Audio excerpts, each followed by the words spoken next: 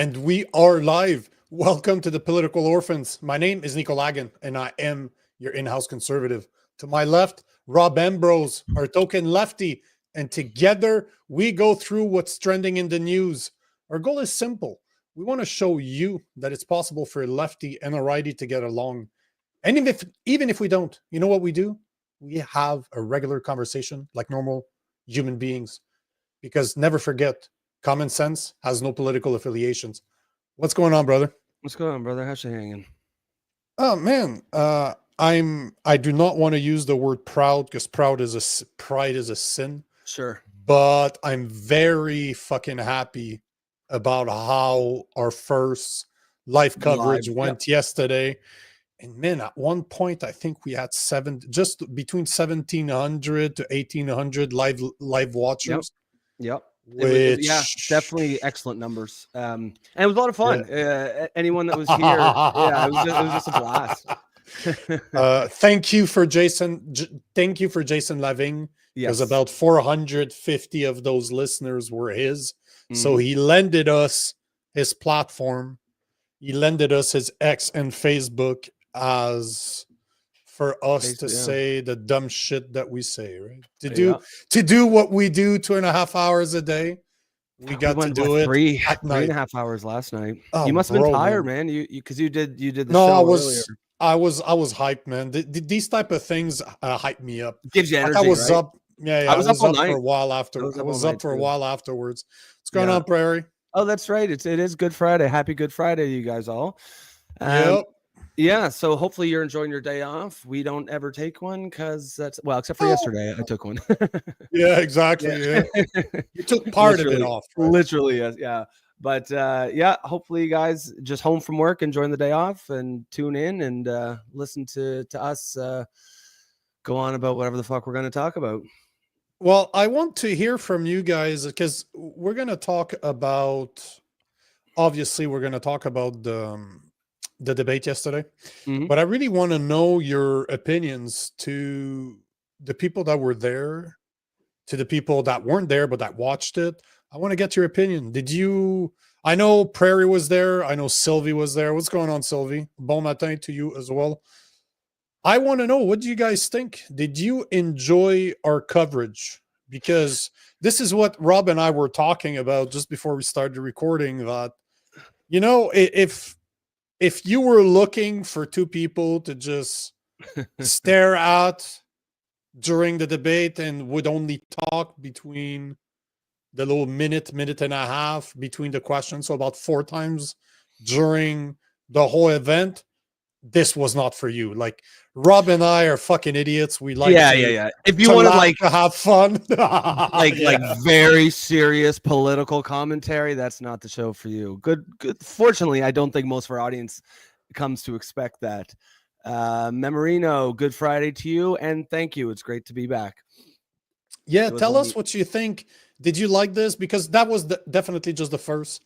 We want to do the same on election night.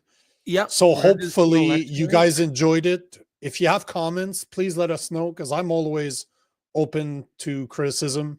I want to get this show as good as possible. So it was our first time doing it. I'm very satisfied. So we even, we got some constructive criticism in real time.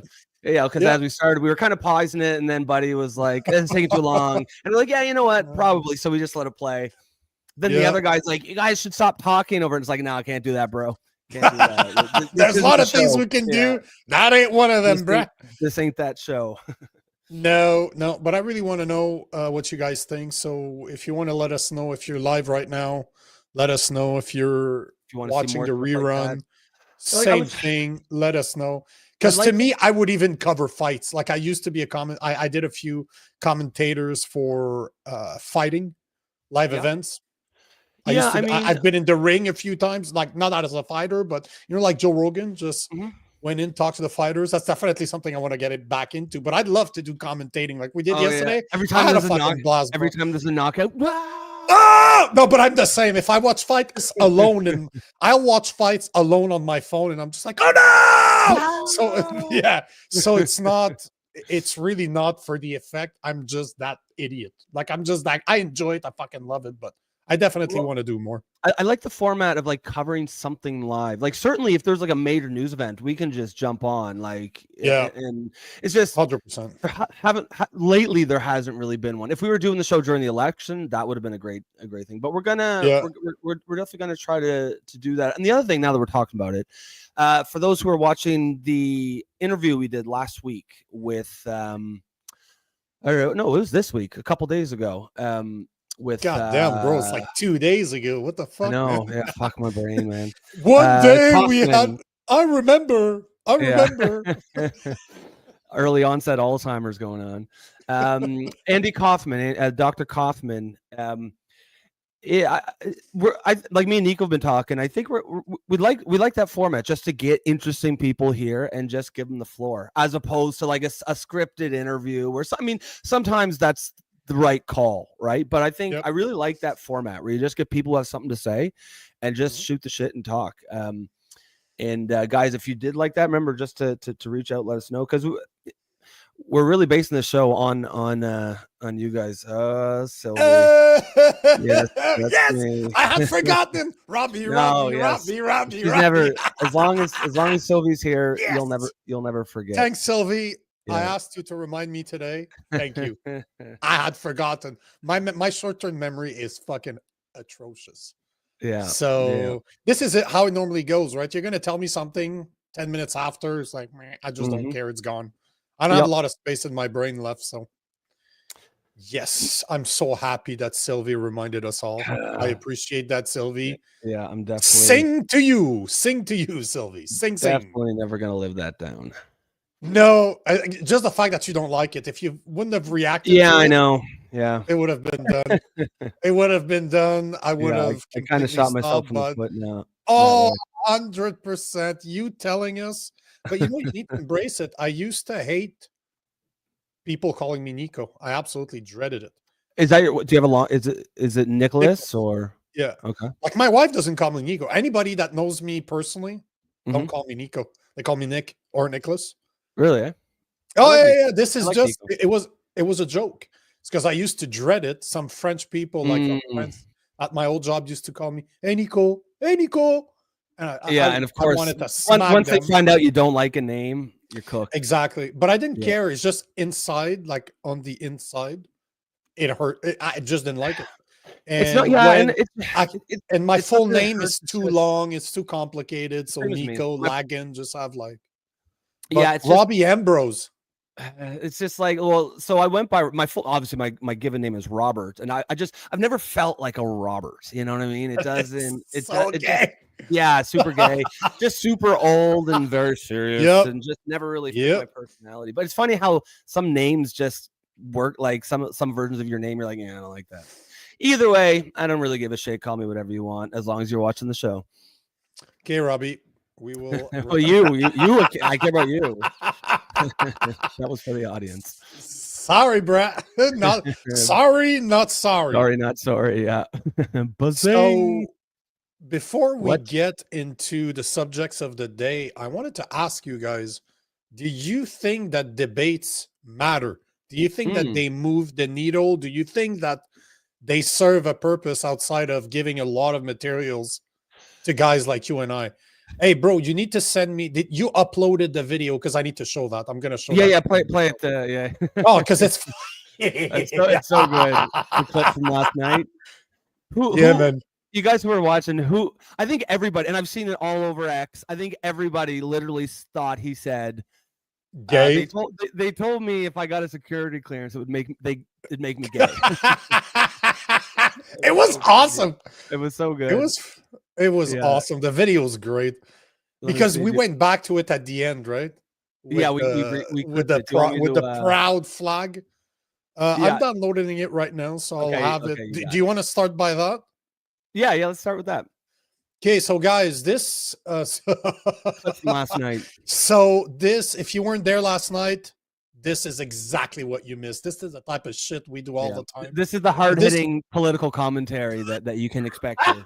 This is the bloopers. This is a super short blooper from yesterday. Oh man, we had fun.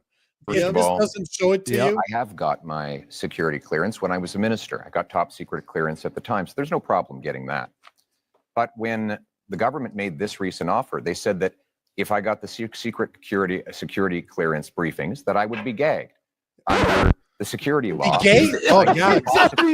I spoke freely about matters foreign interference. Now, given that hey, I'm here for my clearance. Interference by the government of in two consecutive so Pierre, my job. we can give you clearance, but you're gonna have to give me a blowjob after. So I don't make the rules, bud. Something I would be allowed to do. Even Thomas Mulcair, the That's former so funny. leader of the NDP, said that when he was the leader, A few moments later. only in Canada could someone start where I began and get to this stage. He looks like he was could born suck to a mean single cock. mother. Oh, and Jesus got Christ. That's Pierre. raised So he got that security clearance. He's turned gay. anyone who worked hard to do anything. That promise feels today. This guy, man. Many of you worried about paying your bills, feeding your family. Why is he talking like he's on or Sesame ever Street even or something? owning a home. You're worried your kids are Millhouse, paying. after all. bro. Yeah, it is. Yeah. Say, it doesn't have to be this way. With change, we can restore the Canadian promise so that hard work gets you a beautiful house. Yeah, he on a sounds safe like street that. He's just so under a heartfelt. proud flag. We can Oh. do it with hope. Proud for flag. change. Did he just say? No, he didn't. For a very spirited debate tonight. Proud flag. Oh, Jesus, celebrated your what the 60th What a fuck? fucking guy. But a proud flag, like what the fuck does that mean? That's so. It's What's just a such a proud flag. it's so funny. It's like compared to, for what he said earlier, it's just two hilarious slip ups right in a row.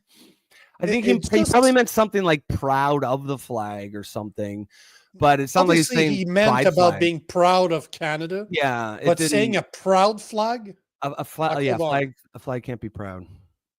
Hold on. I will Google proud flag. What comes up? And it's exactly what I thought.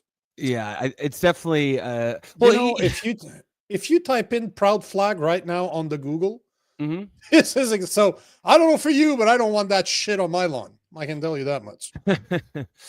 She, to answer, the question of the day, I think they're important. I think it is good to see people express their positions. I don't think it moves the needle a whole lot. I doubt there's going to be too many people that change their votes.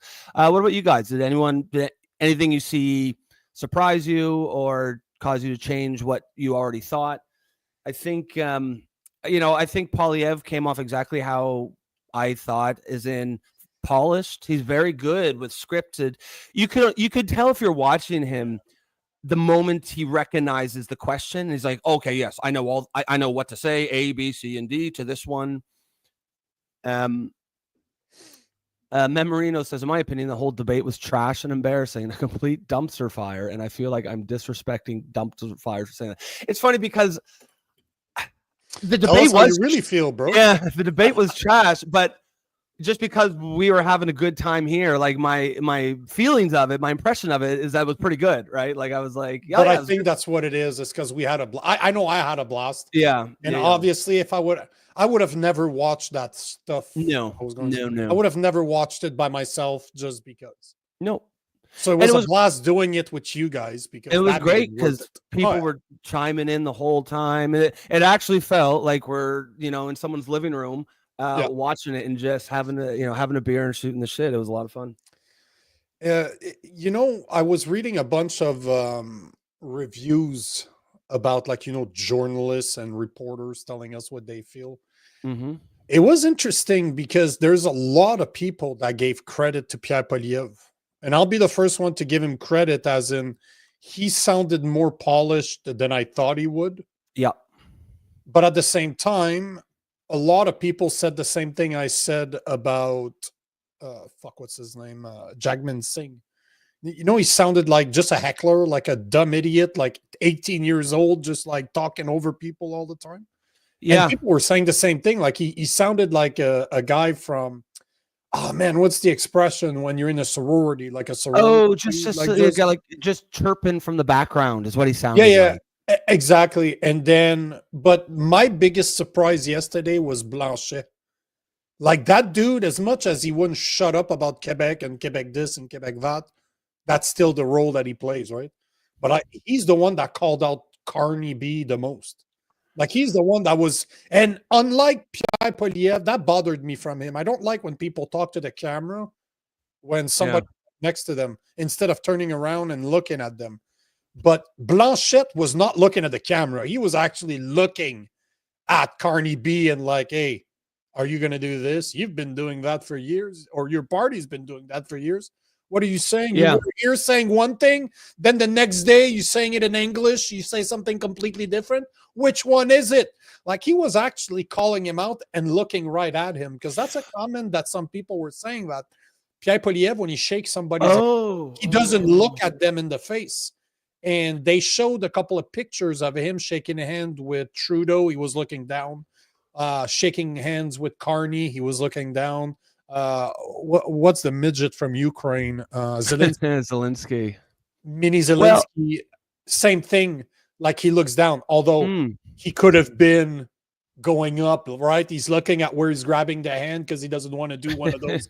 Nothing like grabbing the fucking that's fingers. The worst. That's the worst. I mean, and you know, some people might listen to what you're saying and it's like, oh, it's nitpicky. Who cares? But it does matter, because this guy is representing us on the world stage. Yeah. He's going to be negotiating with other leaders, you know, friendly and hostile. And he at the end of the day, it does matter if you're like, imagine him in a negotiation with Putin.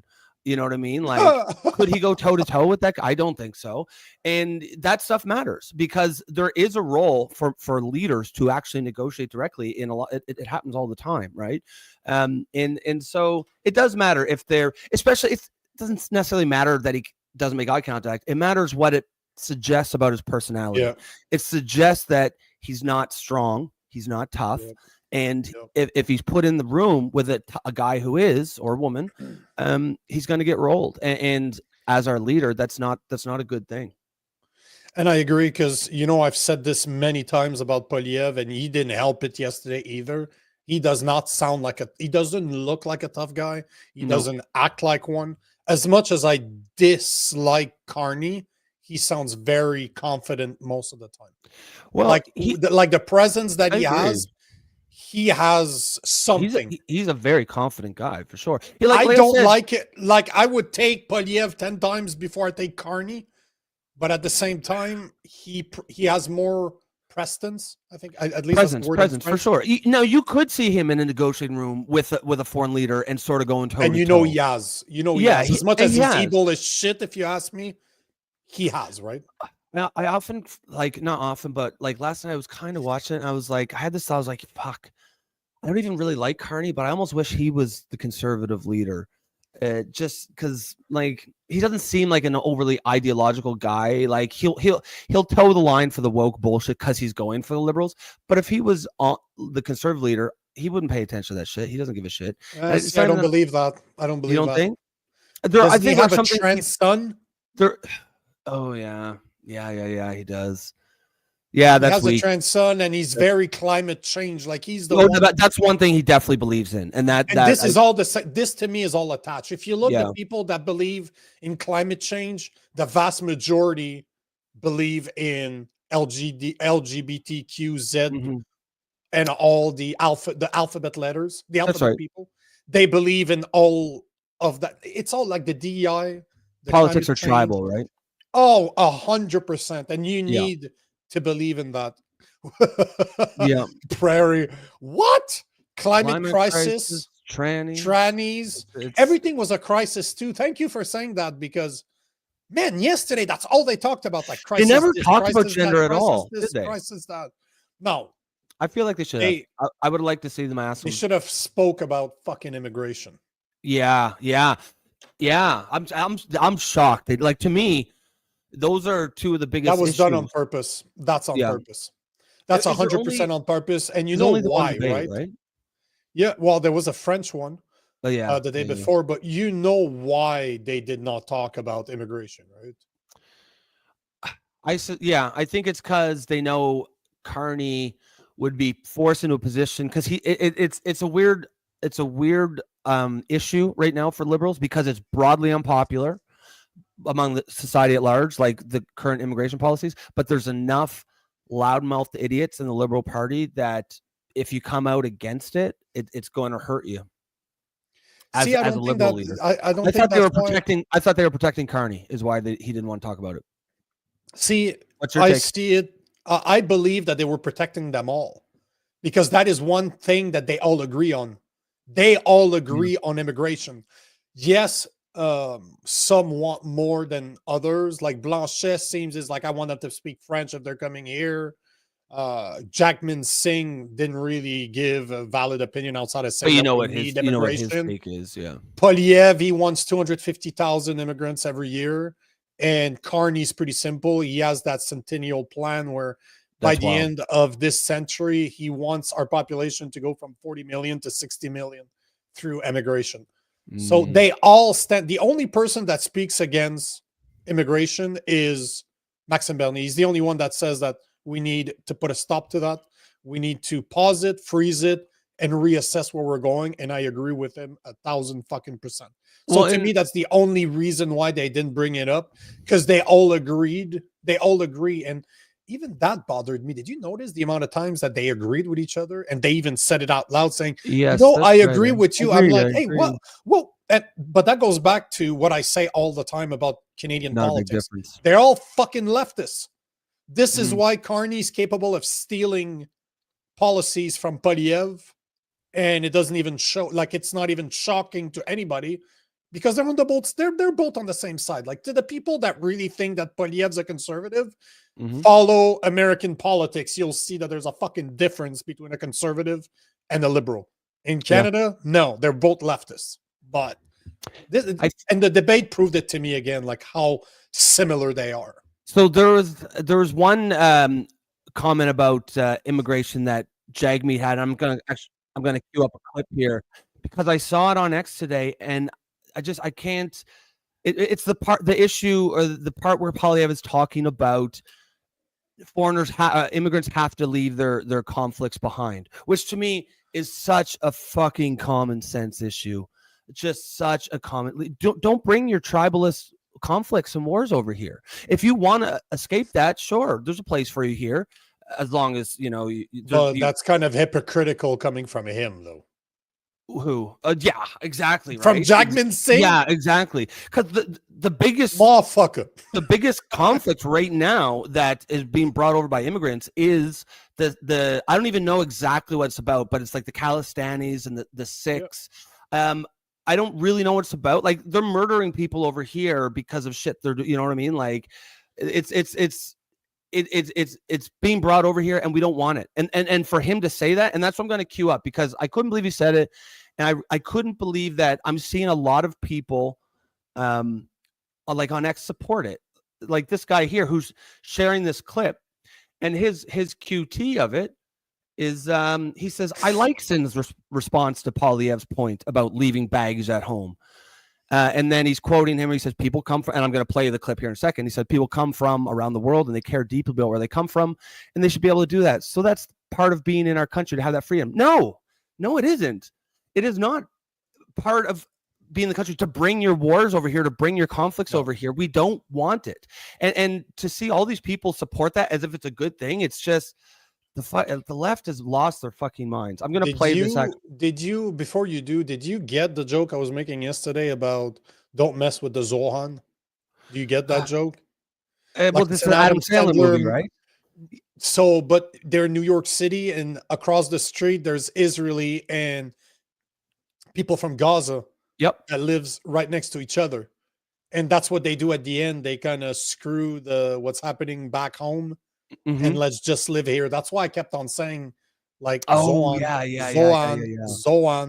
as much as it's a dumb Adam Sandler movie, they're a lot smarter than people give him credit for. Like, there's a lot of little zings like that, little sings like that. Little sings. We should do a bit. We should do a bit on a Friday. Call it from now. Where we talk where we talk about like the best top 10 Adam Sandler movies. Or the top 10. I've seen them all. I've seen them all multiple times. I'm a fan. All right, well, what's your top 3 very quickly? Because you got to have the same 2. Everyone's got to have there's 2 that everybody has to have. You know, as I like Grown Ups 1, the first one. I absolutely love that movie for some reason. Man, there's too many. For me, it's Billy Madison, Happy Gilmore have to be 1 and 2. You could debate where those two are, and then everything else, honestly, is a distant third, fourth, fifth. Little Nicky to me is fucking hilarious. Waterboy, I liked too. Waterboy's my favorite one. That has to be number. I like Don't Mess with the Zoan because it's martial arts. It's funny. Like the guy's just, was that your foot? Yes, it was the foot. And they dip everything in hummus, which is fucking hilarious because I got friends that are Israeli and it's true. They fucking dip everything in fucking hummus. Oh yeah. Well, that's because it's delicious. All right, so I'm gonna play this clip. I'm gonna play this clip, and then Sylvia, I'm gonna respond to your question because I think or your comment in there in a sec because I think that's there's a bunch. I want to say we need to get back to the Canadian tradition, which is that when people come to this country, they leave foreign conflicts behind. The rampaging riots targeting Jewish communities is utterly unacceptable, and it points to the growing chaos that we see on our streets after 10 years of incredibly irresponsible liberal policies of weak borders, of dividing people into groups, of saying one thing to one group and the opposite to another, dividing and conquering. We must end that division and unite our people so that everyone feels safe, and that when we come here, we put our foreign conflicts behind and we put Canada people, first. Mr. Singh, come from countries from around the world and they care deeply about where they come from. And they should be able to do so. That's a part of being in our country, to have that freedom. Your treatment of Palestinians has been frankly disgusting. Your treatment of people who provide care and service for people in Gaza has been disgusting.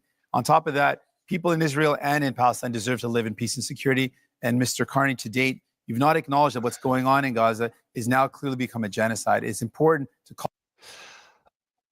They care deeply. Yeah, because they're fucking fanatics. Fanatics care deeply. That's the point. That's why they're called fanatics. We don't want it here.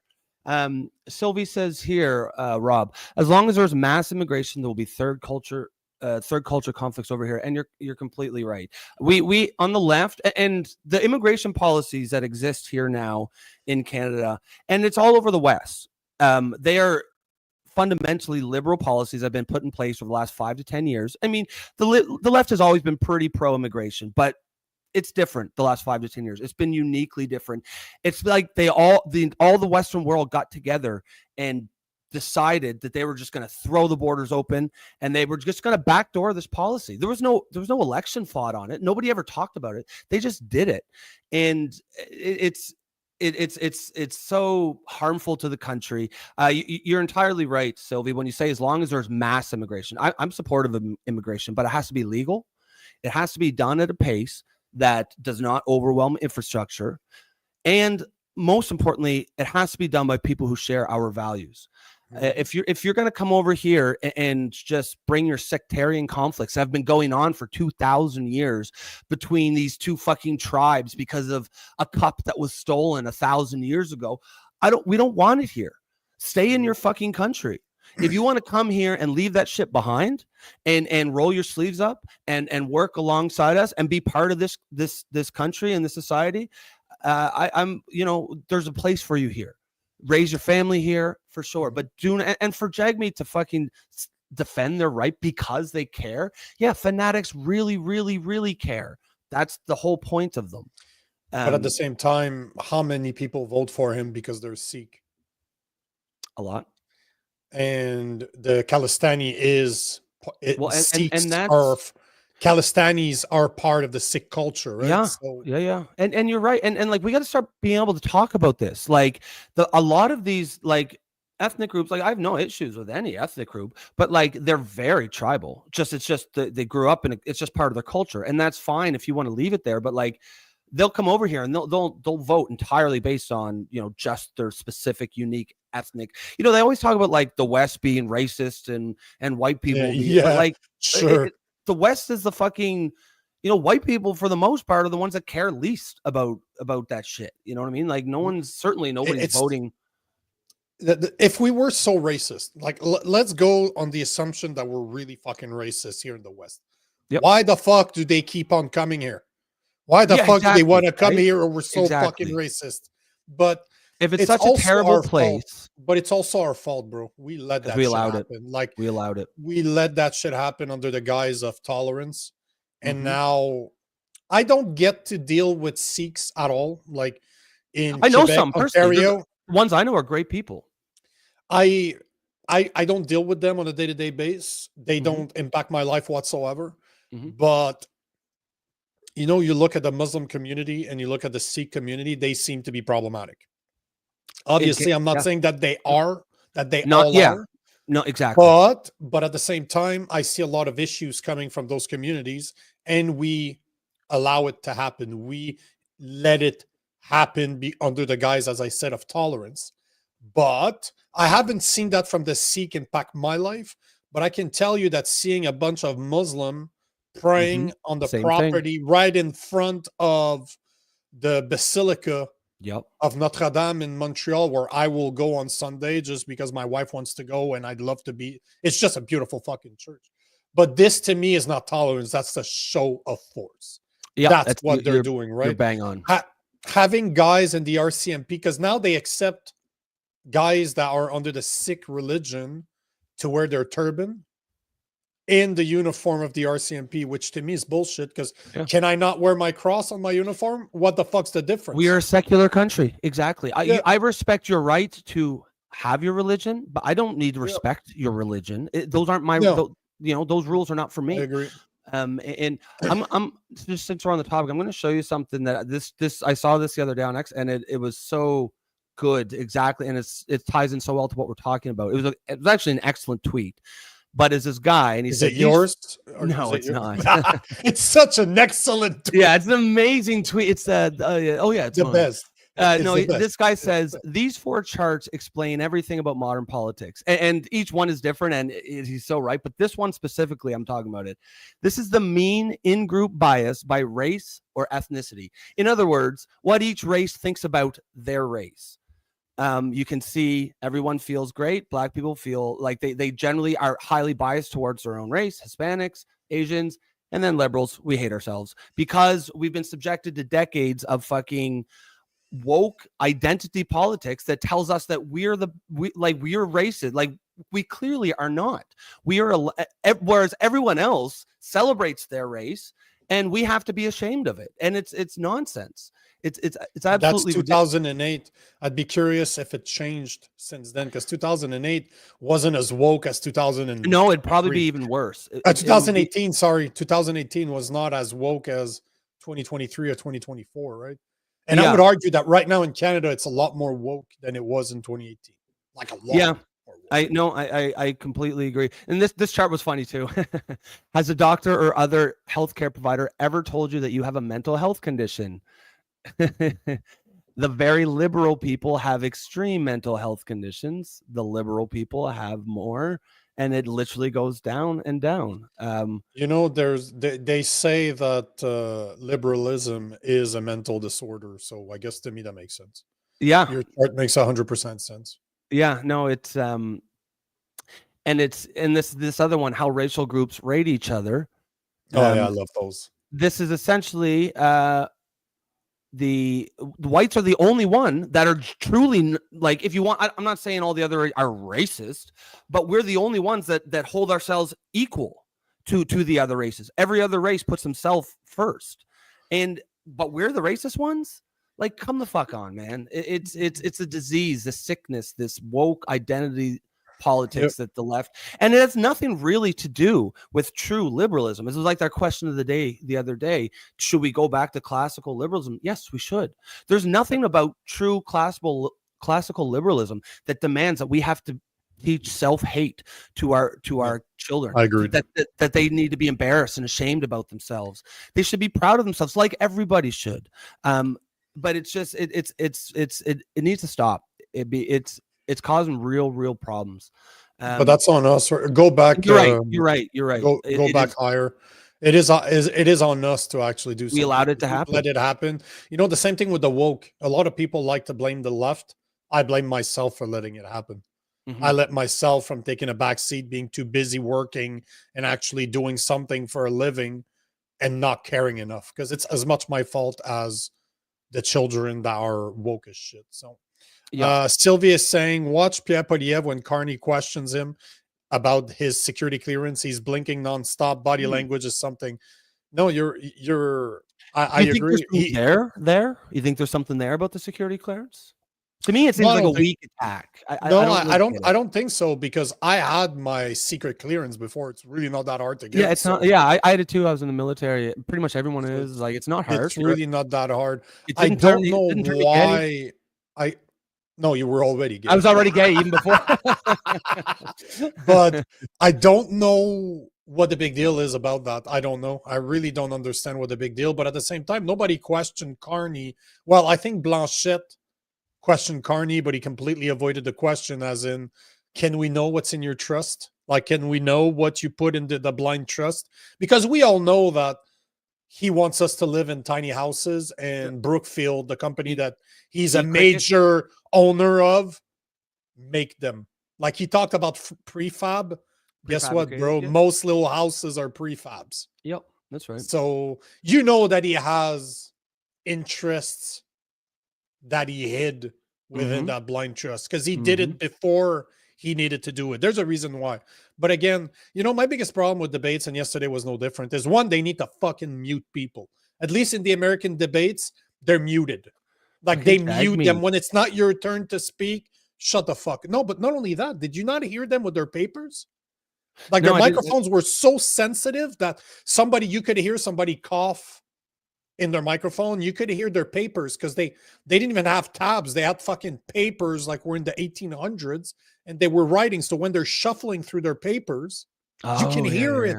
So it's just so unprofessional. It really sounded like we're a bunch of idiots in a basement somewhere. And let's record something. Yeah, kind of like us. but we're not, running a la for Don leadership. Lemon. A la Don Lemon. Yeah, exactly, right. Sorry. Hold on. You grabbed some of those. Everything Crisis agreed. They're all leftist. Prairie agrees. It's just when I was calling them all, Rob, as long as there's misstep, we spoke. We did that one. And yes, Sylvie, you're absolutely right. Adam Sandler movies They're are for definitely guys movies. My wife shakes her head. She's like, again with this shit, and I'm laughing my ass off. I think they're hilarious. This one, Prairie, I think I completely agree, man. Like I said, I support immigration as long as it's done. The message. Oh, sorry. Prairie says, and the way these immigrants are treating us and our country is disgusting. Jag, you fucked hard. Agreed. Immigration it's a contract. It's a deal. Both sides have responsibilities, but we have expectations too. It's our responsibility as a host country to welcome newcomers, to give them the same opportunities that any other Canadian would. It's their responsibility to try to assimilate, to fit in. You can't form little enclaves within. We can't have societies within society. All that does is breed division, and we're going to pay the price for it 10, 20, 30 years on the road when we're in a fucking civil war or a sectarian conflict, because we've allowed people to come in, bring their ancient tribalist conflicts, form societies within society, live in enclaves that they don't learn the language, they're not assimilated, they're not anything. And at the end of the day, immigration policies should always be a net benefit to the host country, because if not, why the fuck would we do it? It's not charity. It has to benefit it. It can be a good deal for both, and it should be. It should benefit both, but it has to benefit us. The second it doesn't benefit us, what the fuck are we doing? That's why I agree with Bernier. Right now, like, we've brought in so many people. Close the doors for a year. Let's reassess for a year and see where we stand. Do you know Sylvie personally? She seems to defend you a lot. No, I can't tell if she hates me or has a crush on me. No, I'm just wow. Yeah. Sylvie, I'm sorry to tell you. Hopefully we didn't. Yeah. Hopefully it's probably someone I dated in my early 20s that I forgot, and I forgot to. You know, Sylvie, though, just so you know, Sylvie, he's gay. So. I'm actually not. Robbie loves the cock. Well, hold on. They call them women dick. Goblin Robbie. Goblin Rob. Goblin. No, but they're women dick. It's okay. Women dick. Yeah, girl dick. It's girl dick. It's a girl dick. See, I don't even know. I'm not that cool, so. Yeah, no, Sylvia. Me and Sylvia just, I assume, just teasing each other. I love it. I absolutely love it, because she keeps on reminding me that. Yeah, that Robbie. This here though, that's a good question. So Sylvie says, here's a question: if you immigrated to another country, would you be able to stop caring about conflicts going on in Canada? Well, yes. I mean, yeah, I would still care. I would follow the news. Let's say there was some major conflicts, and there's nothing wrong with that. But I would not carry it out in the streets of a foreign country. I would not go out and bring those conflicts over here. You know, if the whole point of you leaving is to escape those things, why are you bringing them over here? I agree. And the fact of the matter is, the vast majority of other countries would never allow us or me to do the things that we allow immigrants to do here. I mean, what Donald Trump's doing down south, deporting troublemakers, that's the first time anyone in the West is actually doing anything. And that's why, I agree with him. Exactly. Like we talk on the show, we debate Jason a lot on that. And like, even if there are some scenarios where sometimes it might be overboard, somebody has to do something, right? Yep. Like, and it's, you know, he's the only one doing anything. And so for that, I can support it. Exactly. It should be in our best interest, not theirs. That's I right. can't And agree it can with be you. both. It can be both, but it has to be in ours. Has to be in ours. And Sylvie saying, "Oh my God, lol." So I don't know if she's talking about if it's about me making fun of you being Probably. gay, or you guys have dated.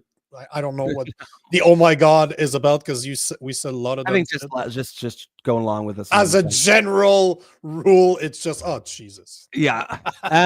So Sylvie, the truth is not all immigrants are coming to Canada are fleeing something. Well, of course not. Agreed. Of course not. Some are here. There's all kinds of reasons. And like I said, I'm a big, not only am I a fan of legal immigration, we need it. Like being one of the few countries in the world where people want to go is a huge strategic advantage, probably one of our biggest in Canada. But we are squandering that when we allow, you know, a lot of just low quality, uneducated troublemakers, religious fanatics to come in here, because sooner or later people are not going to want to come in here. But right now, the best and brightest want to come here, and like in my opinion, like, not everyone has to be super educated, but I want to see three types. Well, you should participate. You should bring something to the equation. Bring something to the table. In my opinion, I want immigrants who are either educated or have a skill or trade, or are young families.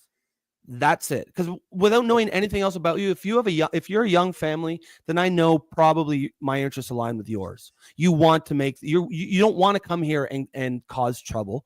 You want to raise your kids in a better society than it is today. You want to make it better. You want to improve.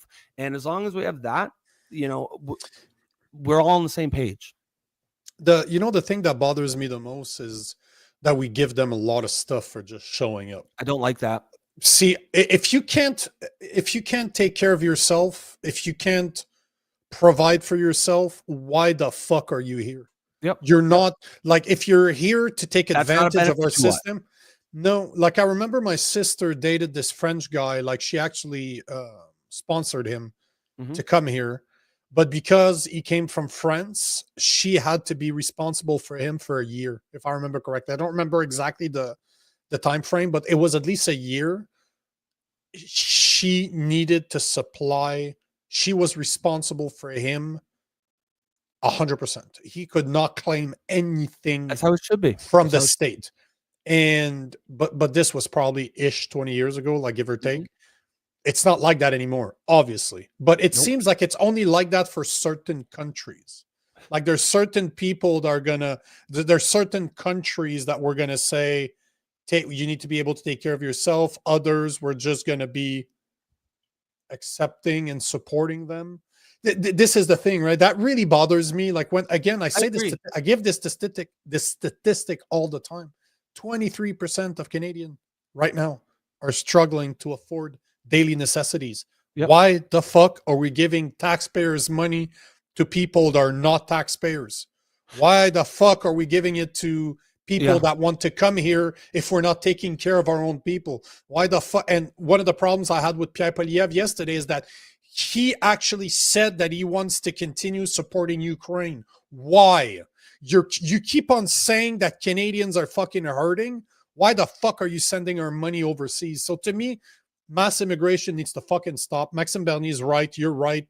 I think most of our listeners right now are right, at least the people that are commenting. Close the fucking door for a year. Let's reassess. But I would push it one step further. I would want to have every single person that came here over the past X number of years, like let's call it 5 to 10 years, see what they're up to.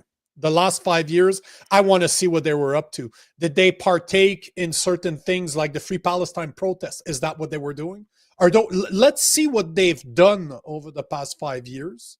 And do we agree with that? It did, because they had time. 5 years. You showed us what you are, what you stand for, and how you are as a human being. We should be able to reassess you and say, you know what? Fuck you. You're not the type of person that we want. Mahmoud Khalil from the US. I want us to see who are those people and say, you know what? You're here to cause trouble.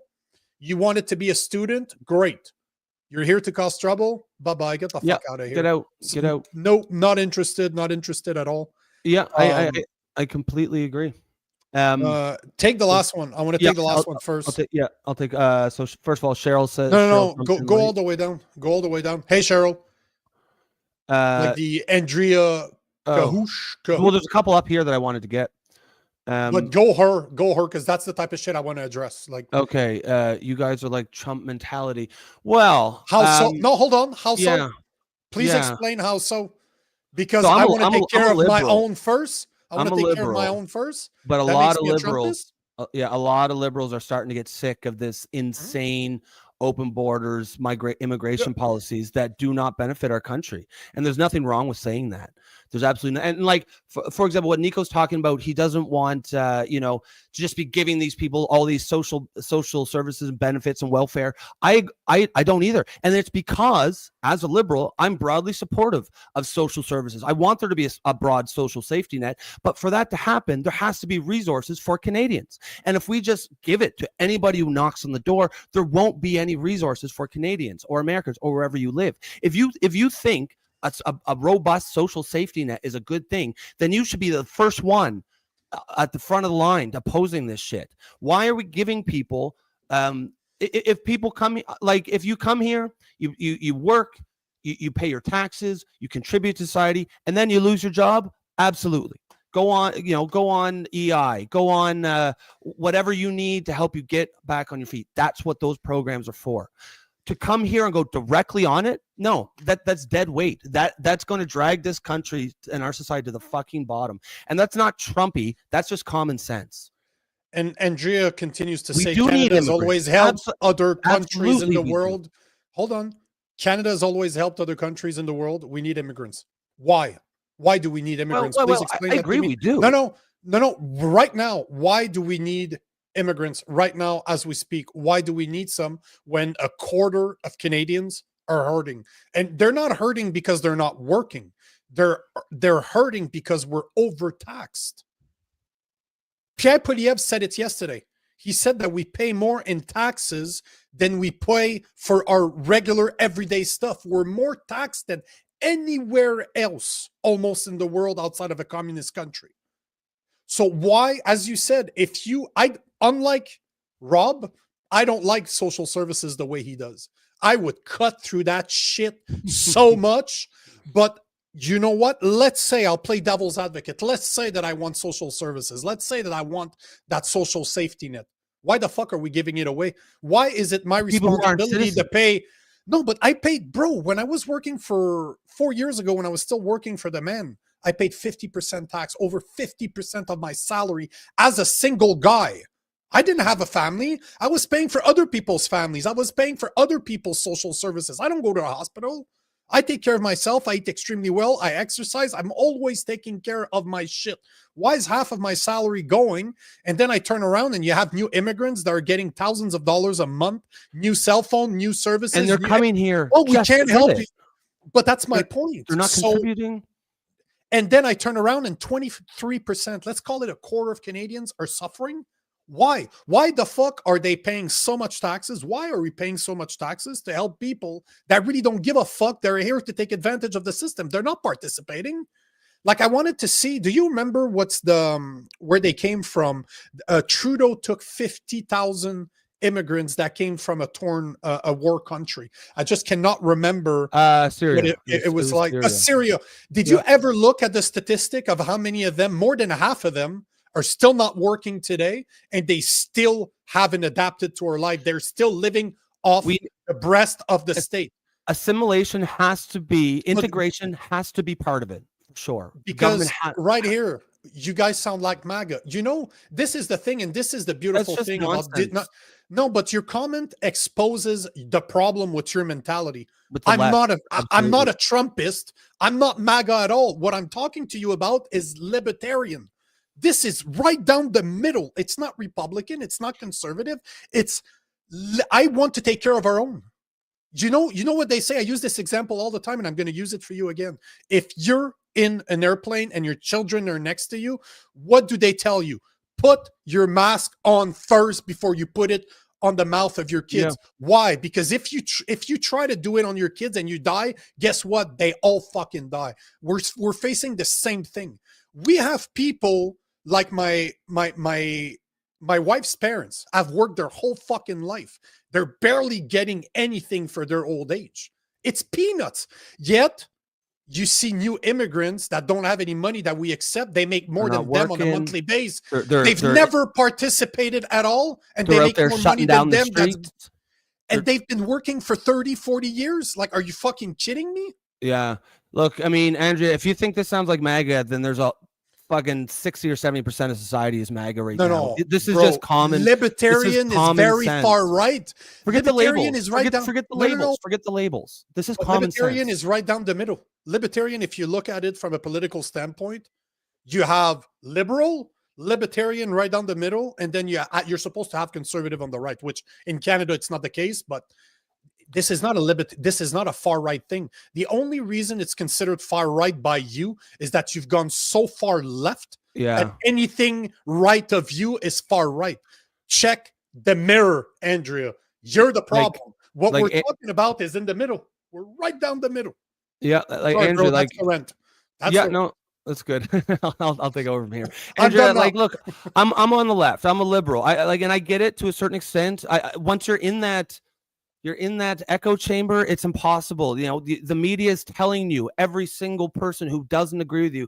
For me, what really opened my eyes a couple years ago was when I started to realize, well, hold on a minute, just because I support, gay rights and I don't want trans people to be discriminated against, doesn't mean I believe that men can be women. And just saying, I don't believe that women can have penises and men can give birth. And I don't think that male rapists should be placed in female prisons. And just by saying that absolutely common sense thing, they call me fucking far right. They call me a Nazi. It's insane. It's ludicrous. To go to your point here, yes, of course, Canada has always helped other countries. We do need immigrants, but we need to bring in immigrants who contribute, who can offer something. So yeah, you want to come in here and you want to work, you want to contribute. Absolutely. You want to come in here and shut down streets so you can pray just as an act of dominance. Not interested. You want to bring your homophobic and misogynistic, religious bullshit over here. Not interested. If you're on the left, I don't understand. The left is schizophrenic right now. I have no idea how, they're the two top fucking identities that they support above all else is Islamic immigrants and trans people. Ignoring the fact that Islamic immigrants, if and when they do take over, they will be throwing all those people off the fucking roofs. Like, do you not understand that these are people need to share our values? If they are going to come to this country, we don't need people who come in here and hate us and who do not share our values, who hate gay people, who think women are actual property, who believe women are second-class citizens. If you're going to support that just because of some nonsense purity test, because the media told you that that's what you have to believe if you're a liberal, it's you need to open your eyes, because I don't mean to attack you personally. It's just frustrating because there's so many just mindless automatons on the left who they don't even think about the issues that they're talking about. They just know that they're told by media and everyone around them. It's just tribalist politics, and we need to open our fucking eyes, and we need to be smart here. Let me finish with one thing, Andrea. How many immigrants do you have in your house right now? How many people are living in your living room right now that you're paying out of pocket? How many of them are you helping right now as we speak? If that's what you believe in, you know what? Well, they never do, right? No, yeah. But how many people right now are in your house, your apartment, whatever, where you live? How many of them are you helping right now every day? Because I got to tell you, I've taken homeless people in my life. in my house before, and I will continue doing it. I give my time to charities every time I get the chance to do so. But do you actually help immigrants? Will you take them in your house without knowing what they are? Like, we're talking about 50,000 Syrians. There's no vetting to these people. Yeah. But there's a vetting process. But as you saw with Mahmoud Khalil, you can literally lie if you want to. Yeah. There's a vetting process that's not put in place. That's put in place, but that's not respected the way that it should be. And that's why I was saying earlier, we should be in a place where we get to re-examine a year from now, 2 years, whatever. Yeah, just whatever the time frame we decide that it is. But all I'm saying is there needs to be a process where Canada comes first. If you're, as you said from the, it has to be a net benefit to us, because why else would we do it? If you're coming here and you're not participating, you're leeching. Why the fuck are you here? There's plenty of people. There's a lot of liberals in Canada that want that social security net that you're talking about. That's only possible if people participate. Yeah. You know, you pay while you're working to take care of the people that can't work anymore. That's the way Canada works. If you have too many people that are not fucking working and they're not old enough, there's no money. There's no money for the people that contributed for 30, 40 years. You know, we were at the accountant this week, and he's like, he's talking about our pension. I look at my wife, I'm like, there's not going to be any fucking money for you and I by the time we get there 30 years from now. Like, it's not going to happen. The way that we're leeching off of our money, the taxpayers' money, where it's being spent. Like, they were talking about this yesterday during the Carney kept on saying, oh, I'm going to do more of this. I'm going to do more of that. I'm going to do more of this, but I'm going to balance the budget. Where's it coming from? And even Jagmeet Singh looked at him. He's like, hey, you keep saying that you're going to balance the budget, but where's that money going to come from? We need to get away from this shit. We're talking about Trudeau, 10 years of Trudeau. That's what he said. The budget will balance itself. Oh, yeah. Well, and you can see what happened. The economy has stagnated for the last 10 years. This is a great comment here from Carlene Brooks. Yes, we need immigrants, but while coming here, they need to transfer somewhat to being a Canadian. Think of all the various culture conflicts in Ontario that take to the streets. Exactly. And this is just the beginning. Immigration is a contract. It's an agreement. Both sides have responsibilities. But right now, the left insists that any new immigrants have no responsibilities. We have to meet them not halfway, all the way. We have to do all the work. They do not have to. There's no pressure whatsoever to assimilate, to integrate. They can exist within ethnic enclaves, within cities where they don't even speak the language. That is not good for society. That creates division. If you love the country that you want so much that you want to move here, then I'm happy to have you here.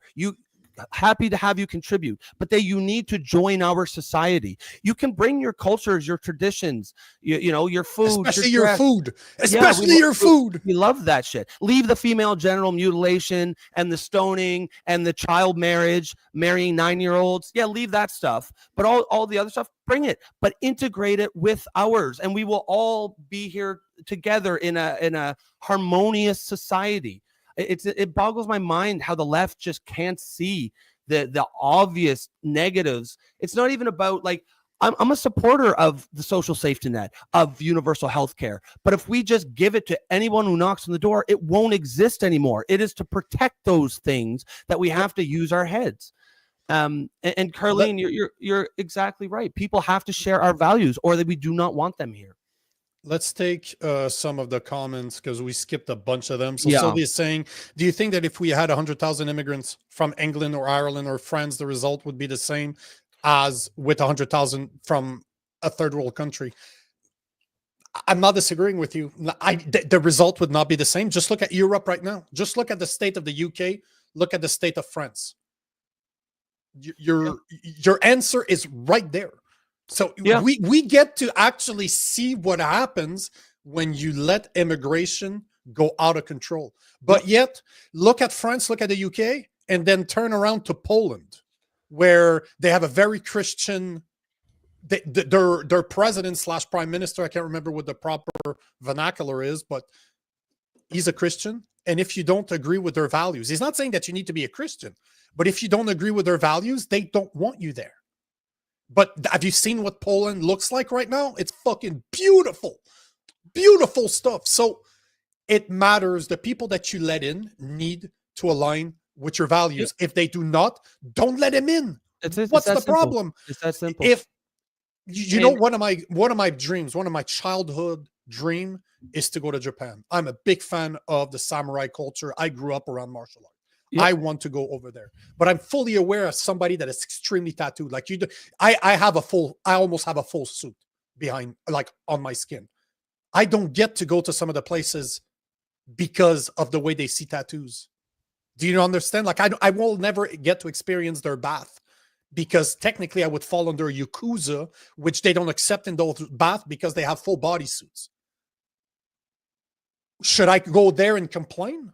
Should I tell them that they need to change the way that they do things? Yeah. Or should I just shut the hell up and just accept the fact that this is their culture? As much as I disagree with it, it's still their culture. I want to go to Egypt. I want to go to Egypt and see the pyramids. You know what I'm going to have to do? I'm going to have to wear a glove to protect, to hide this. And you know what? That's fine. Do I agree with it? Fuck no. I think it's the dumbest fucking shit ever.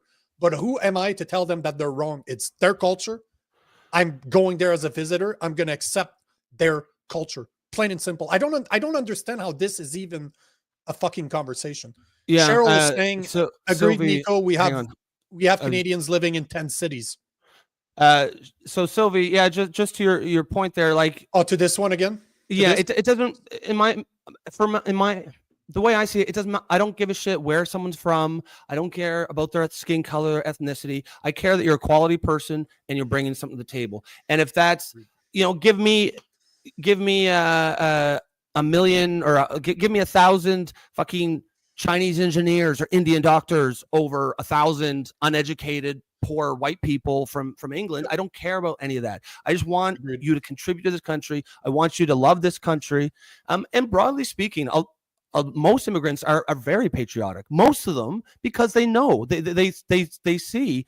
They know how valuable what we have here is. And that's exactly the point. We have something precious here and we need to protect it.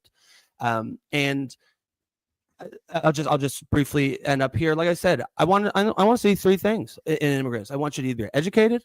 I want you to either have a skill or a young family. Those three things. And of course, I do believe there should be a small sliver for genuine asylum. Not because you're poor, not because you come from a poor country. That's not asylum. I'm talking about now. Some people, I don't know. You probably might not agree with that, but I think that there's a place for people who are genuinely fleeing war. But the vast majority of people, you have to bring something here. You have to contribute, and there has to be some rule where you don't go on any social services for at least a couple of years until you've been here for a while and you've contributed. The Syrians were the perfect example. Why did we have to take the Syrians when there's a bunch of different Muslim countries? The Islamic countries don't take the Islamic immigrants. But this is my point. Like Gaza's the same thing. However you feel about what's going on over there, why is it always the responsibility of the West to take foreigners? Why? I understand. And you know what? In the perfect world, I would want to help as many people as possible. But at the end of the day, if we have Canadians like, who said it? Shit. There you go. Like Cheryl said, we have Canadians living in 10 cities. We have Canadians that are struggling day in, day out to afford daily necessities. 25%, 23%, my bad. Why are we helping other people when our taxpayers are suffering? And it's not because they don't work. That's the thing. That's one of the part that people don't understand. Our actual unemployment rate is super low right now. People are actually working. We're just taxed out of existence. Why are we taxed? To pay for the social services that we grew up on. If we cannot afford the taxes anymore because there's too many people leeching, how the fuck are we supposed to keep them going? We can't. Like, this is just logic. Put your feelings aside and just look at this logically. Yeah. And as you were saying, is that the Egyptian, US and Mexico border? No, this is Egypt. This is Egyptian Gaza border. This is what the Egyptians put in. Oh, okay. Sorry.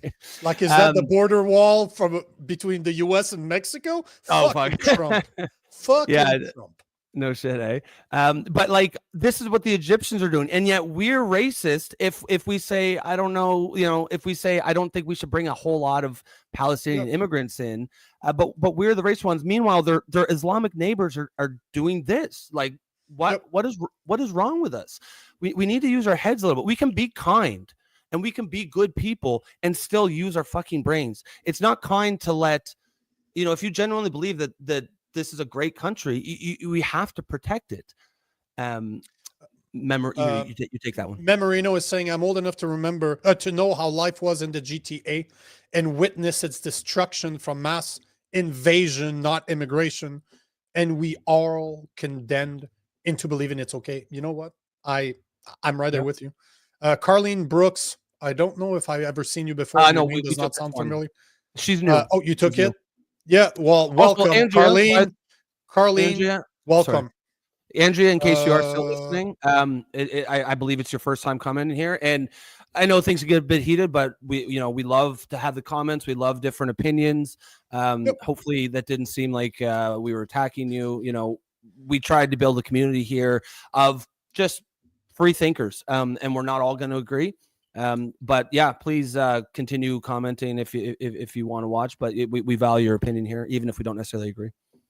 Prairie is saying low income, and I agree. I totally agree with you, and I'm happy that Joe is right here because again, Joe was one that I ripped into the first time he showed up, and now he keeps on showing up, and I really like. Can't get rid of him. Not only do I like his comments, but I'm fucking jealous of his hair. His hair, really hair.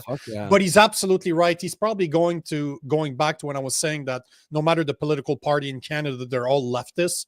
It's the Overton window. You're absolutely right. I'm pretty sure Joe's a smart guy, so he's probably saying that. But Prairie is absolutely right. Low-income housing is packed with immigrants now, bought and paid for by myself, parents, and grandparents. Yeah.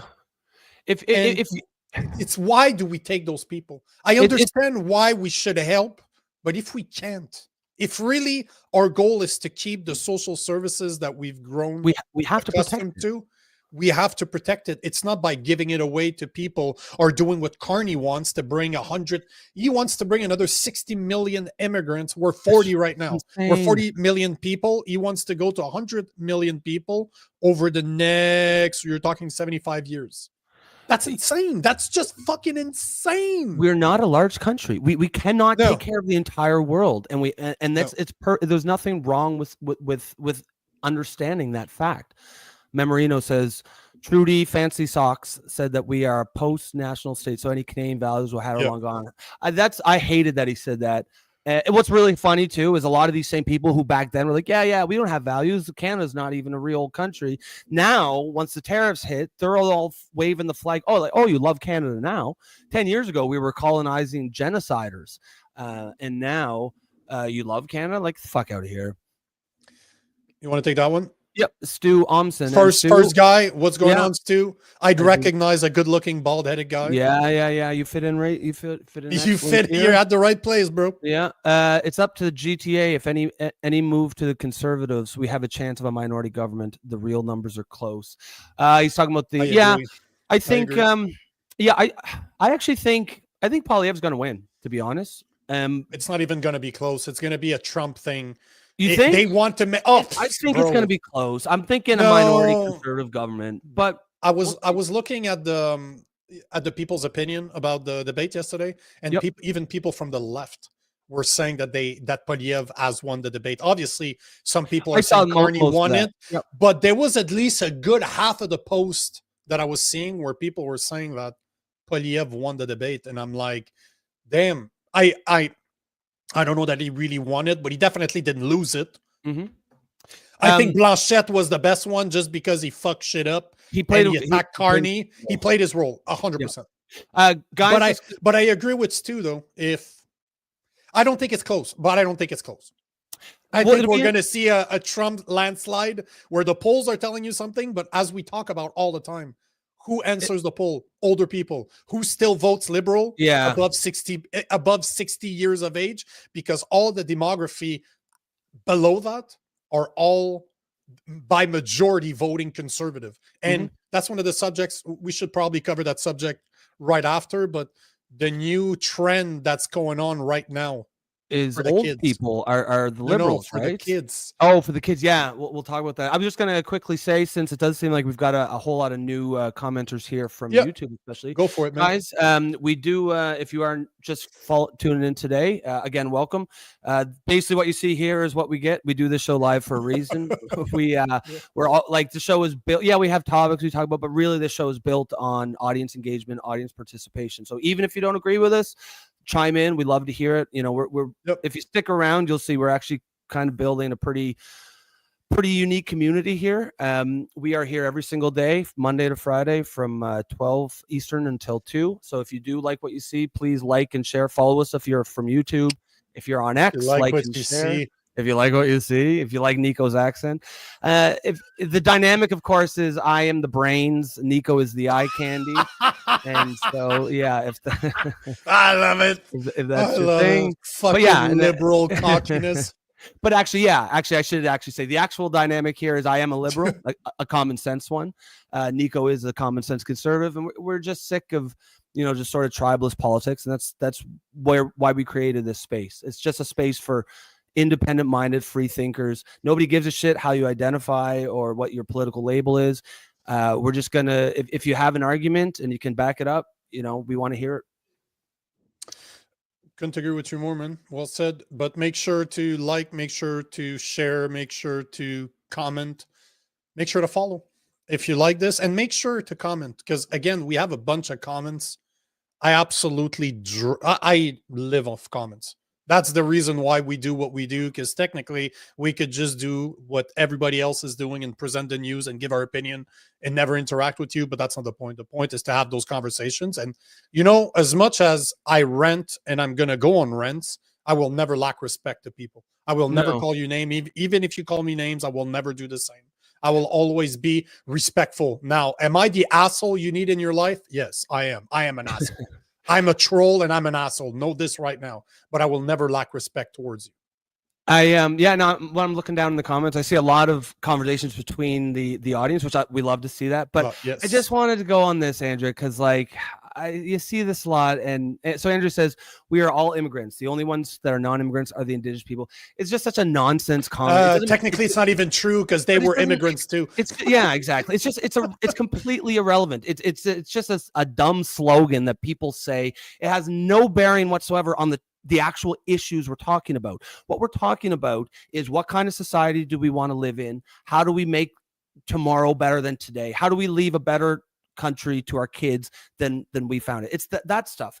Who gives a shit about, we're all in, like, it's such nonsense. You were born here, you're just as welcome here as anyone else. It's just that's exactly the kind of, like, we built this show to be a place where people can make arguments, defend your case. This is exactly the kind of nonsense, wishy-washy political sloganeering that there's plenty of other spaces for this stuff. That's 90% of the internet. Here, like, let's talk about real facts. Like, give me your argument and then defend it, or find a flaw in mine. But just to spout, nonsensical slogans or mantras that just get repeated but have no meaning, like, you gotta do better than that. Come on, that doesn't. And again, I don't want to pick on you. I do appreciate any new commenter, but like, I feel like we do need to kind of curate this space for what it was intended to. We will always give space. Calling in a space, you fucking, or whatever it is, Jesus. But you gotta. Everyone's opinion, like, we want to hear it, but you got to back it up. You got to defend it. Like, give us facts, your feelings. And I say that to Rob all the time. Feelings, like he says, I feel a lot. It's not an argument. The way you feel about something is not an argument. I understand that you might feel something, but that's not what your argument should be based on. It should be based on facts. And I agree with you. Everything that she's been saying up to now, they're all those slogans that I get. All my social media get flooded with those things day in, day out. And you know what? They have no weight. Outside of you repeating it, they don't weigh anything, because they're not backed by any facts. They're backed by feelings. So like your positions are valid, but like, back them up with like actual, like, it doesn't matter about like, fuck, we're all immigrants. That's just like silly woke left nonsense sloganeering, and it doesn't really have a place here. Memorino, libertarian, far right, girl, bi. And you know, I'm not, except for the girl bi, I agree, because it ain't fucking close to being far right. It only is far right because we've gone so far left that anything right of you is now far right. That just shows how left we are. Stu is saying Singh sounds like a loud mouth. They should have cut his mic, bro. You should have been here yesterday because we did a live event. We covered the debate yesterday live with a lot of the people that you see here today, actually. And we couldn't agree with you more. Like, I'm a very, very political guy. I'm a political commentator, and I follow a lot of the American news. That's one thing that they did properly in their debate. They actually mute mics. If it's not your turn to speak, you're muted. Because, man, yesterday he sounded like a frat boy. Just like a frat boy, like a bit tipsy, like, hey, show us your titties. Like, but he's just. I know what you mean. I know what you mean. Fucking moron. I just wanted to bring this up just because Mr. Robot. Mr. Robot is good going to see on, you. bruh? He jumped on to the stream last night, so it's great to see you back. He says, I've said the exact same thing. There are many rich Islamic countries that can help and should help, but refuse to. And they're not held to any... No account, like the left does not expect them to, but we are expected to. And it's take them in your own house, bro. If you want immigrants, take them in your house. Listen, the thing we need to understand in the West is, for a lot of Muslims, it is not just a religion. Islam is a political entity. They are, and broadly speaking, the reason why most of them are not bringing fellow Muslims is because they want to send them to. If you listen to a lot of them talk, like, it's like 50 or 60% of them want Sharia law, right? I think people on the left think that's like a right-wing conspiracy theory. It is not. We did a whole show where all we did was show clips of Western Muslims saying the day's coming when we're going to put Sharia law in place. And we're over here like, oh, dude, they don't really mean it. They don't really mean it. They fucking mean it, man. We need to be smart. We need to have smart immigration policies. And right now we do not, because the left has gone collectively fucking insane. And yet that was off the table yesterday. This is how this whole conversation from 45 minutes ago started, is when I mentioned that immigration was not on the debate yesterday. Now we've been on a fucking rampage for 45 minutes about this, but I'm happy to see people talk about, because it is a big deal. It is a big deal in the US and it is a big deal in Canada. I'm happy that we can have that conversation. You want to take this one? Yeah. So LS2D, and I believe this might be the first time you've commented, so welcome. 10 years ago, I was a rich, not millionaire rich, but I paid my bills, mortgage, food, car. I worked, bought a house, raised my family, and now I'm struggling to keep a roof over my head, right? And that's the context that 23% of Canadian feels the way you do, bro. Yeah, so that's millions of Canadians like that. And then when you feel that way, but then you look over there and you see 40 billion go to Ukraine.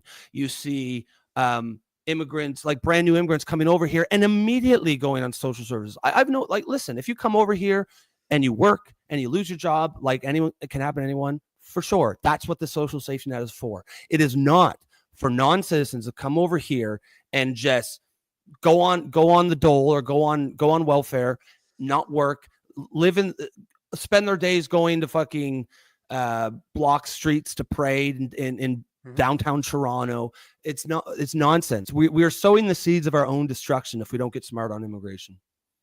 Stu saying Blanchette made some good points, particularly about Carney. You know, as much as I don't like his rhetoric of Quebec, and I'm in fucking Montreal right now. And yeah. But that's his role, right? That's what he's playing. That's he's not trying to represent anything else in Quebec. I agree with you, Stu. He's the one, in my opinion. He was I don't want to say my favorite, but kind of like I like the role that he played because he played it well. I can only imagine if he had a better English, how beautiful it would have been. But yes, I agree with you, Stu, 100%. Andrea, I had people in my house from Ukraine that escaped the war. They are now working and living on their own. That's great. But more than half are still not. They're still dependent on the state. Good for you for taking them. Yeah, you know what? Good for you for taking them. Good for you. But why did you stop? Second, but also, nobody's. Sorry, go ahead. Sorry. It's half of them.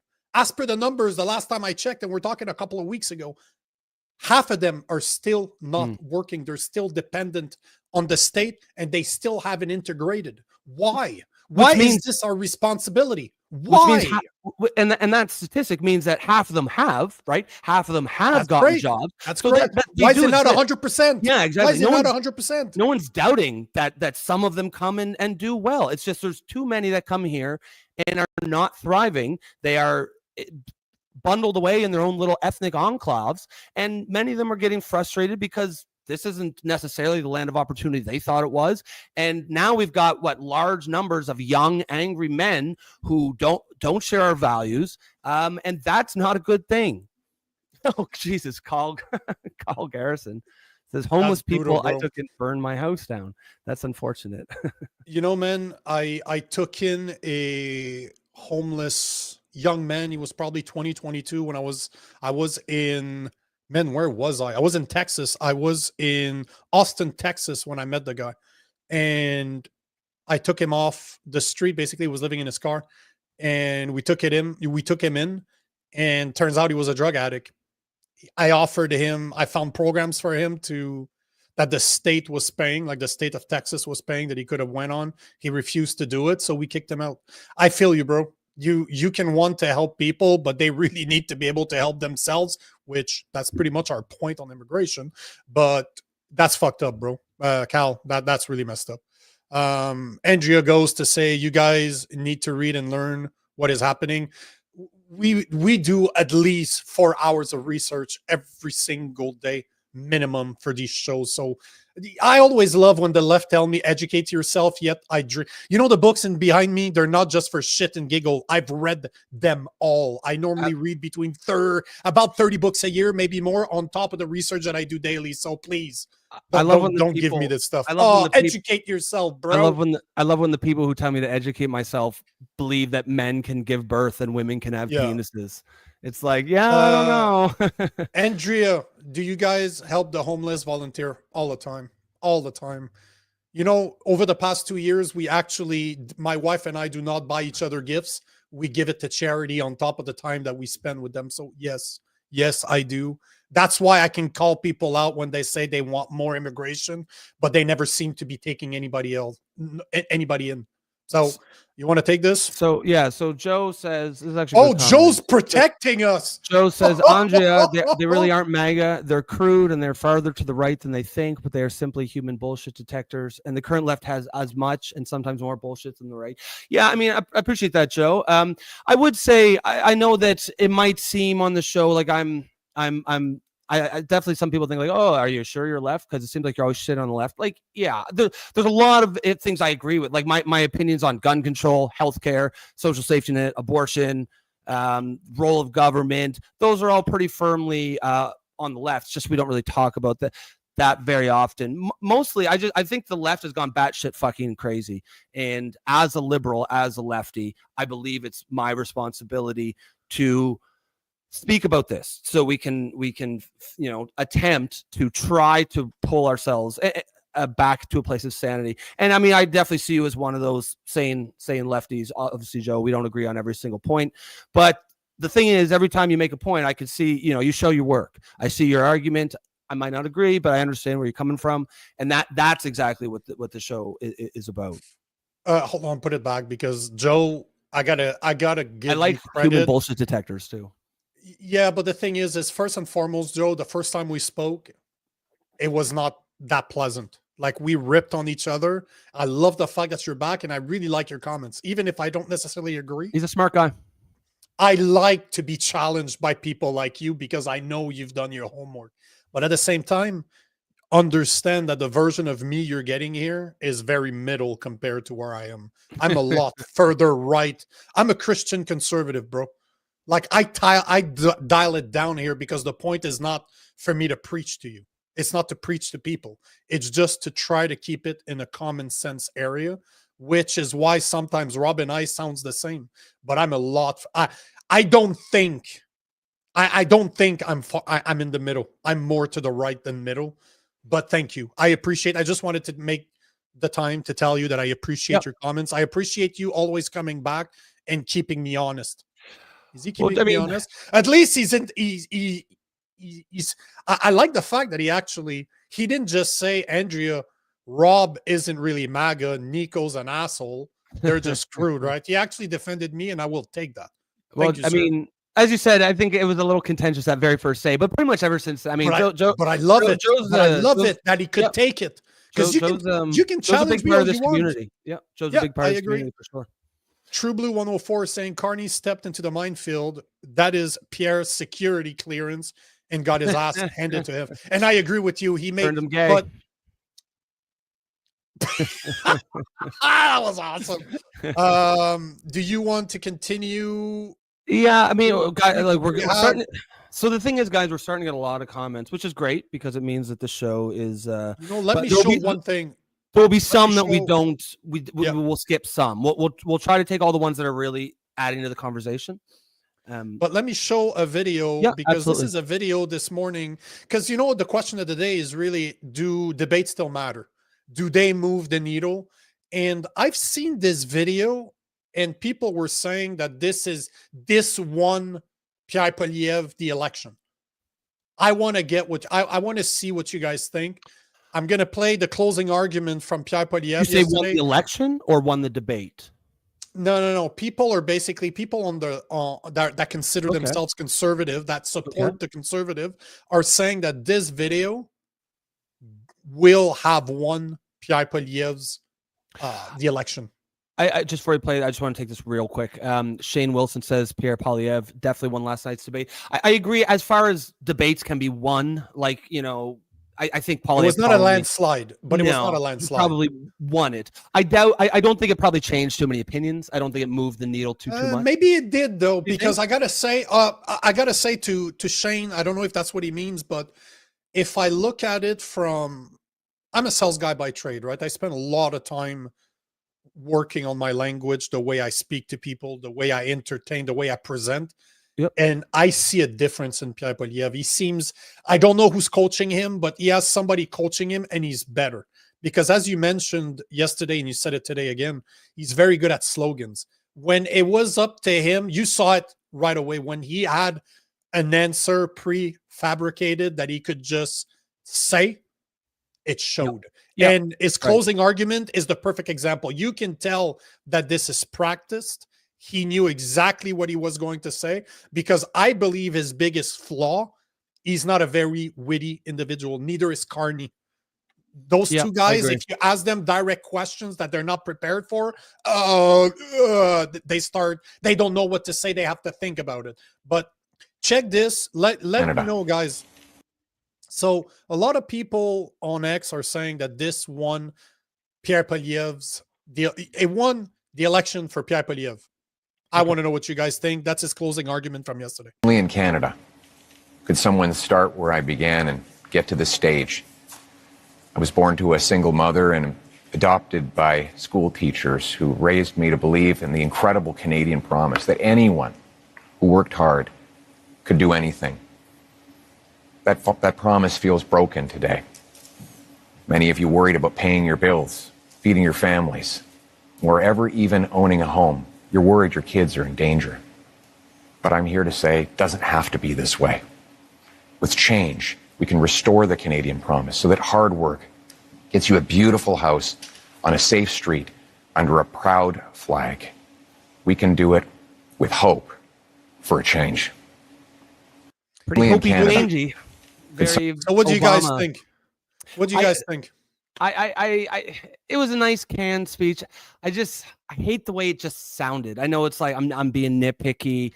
It just sounded so fake, like someone, like you know what I mean, like someone trying. It was rehearsed. Yeah, of course. He's looked at himself in the mirror, repeating that prior. Yeah, to the debate, right? He seemed very like he was giving like the most profound speech in the world. It was fine. I'm not even ripping on the guy. I kind of roll my eyes a little bit, but he certainly. I don't know, you guys. Did anyone's mind change? I think it's general consensus that Poilievre won. Did Poilievre win anybody over that wasn't already there? That kind of goes with the question of the day, right? Yeah, they matter. This is what I meant when I said do debates. Exactly. It's just I didn't want to have a question that was 4 sentences long, but you're bang on. Yeah. Do they matter, as in, do they move the needle? Do you think that watching the debate, as somebody that was, somebody like you, for example, that's a liberal, that do not want to vote liberal because you cannot condone what Trudeau's done to the country for 10 years. Yeah. You cannot award them another 4 years because of what they've done. They need to pay. Basically, they need to have consequences to their actions. Mhm. Would that have made you, that speech that you saw from Poliev, would that move the needle, right? Like your parents, for example, that are liberals, would that move the needle? If they watch this, is that good enough for them? You know Would what's interesting? that, I'm actually going to talk to my parents tonight. I'm going to go see them. I'm Hey, going to ask Mom. them. Hey, Jode. I'm going to ask them, like, how, if it, because that is the kind of speech that would move my parents. I do believe they're so deep into the Trump, the TDS, that Yeah. they're just clinging on to the liberals. So for me, like I said, I can't vote liberal. I basically, Polyev probably has my vote to lose. He has to basically make me not vote for him, and nothing he did last night like caused me to. I'm probably slightly more likely to vote for him. I'm definitely leaning that way. He didn't lose. He didn't lose. Yeah, exactly. And I think that's the most important part is, in my head, he's leading. In my head, it's going to be what happened in the US. Everybody thought it was head-to-head between Kamala Harris and Trump, and then he just ended up winning by basically a landslide. I see the same thing happening in Canada. And I know from behind the scenes, from having those conversations with people in his party that are working on his campaign, that that's what he's doing right now. He's trying not to lose. And that's we've had that conversation, you and I, many times.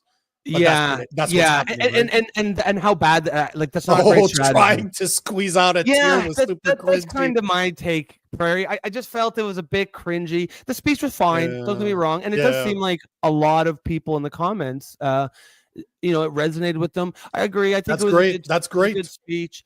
One of the things me and Nico regularly talk about is just a sort of general sickness of, like, politics as usual, right? And I know it's just politicians who sound like politicians, and he very much sounded like a politician to me. Doesn't mean it was bad or wrong. Like I said, he didn't hurt himself in any way whatsoever. No. I was probably 90% gonna vote for him before last night, and now I'm probably 91%. So yeah, I guess if that's, it's slightly moved the needle, I guess.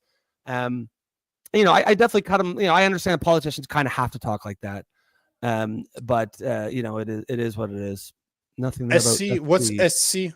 Is it me? I'm not that cool, right? I'm not good with abbreviations. I'm not cool. I'm not. Court? I'm not not sure. Not sure. Stu, what do you mean by SC? There's nothing about SC. I'm not sure what you're referring to. Sylvia is saying that Poilievre's closing argument were pathetic. Sylvie, what's your? You're Bernier, right? Team Bernier. Yeah, if I recall. Yeah, okay, that's right. Yeah. Pierre Poilievre. Scott Gordon is saying that Pierre Poilievre spoke to the people of Canada while the others spoke to their WEF brotherhood. Yeah. As much as. Do you think Poilievre didn't do that too, though?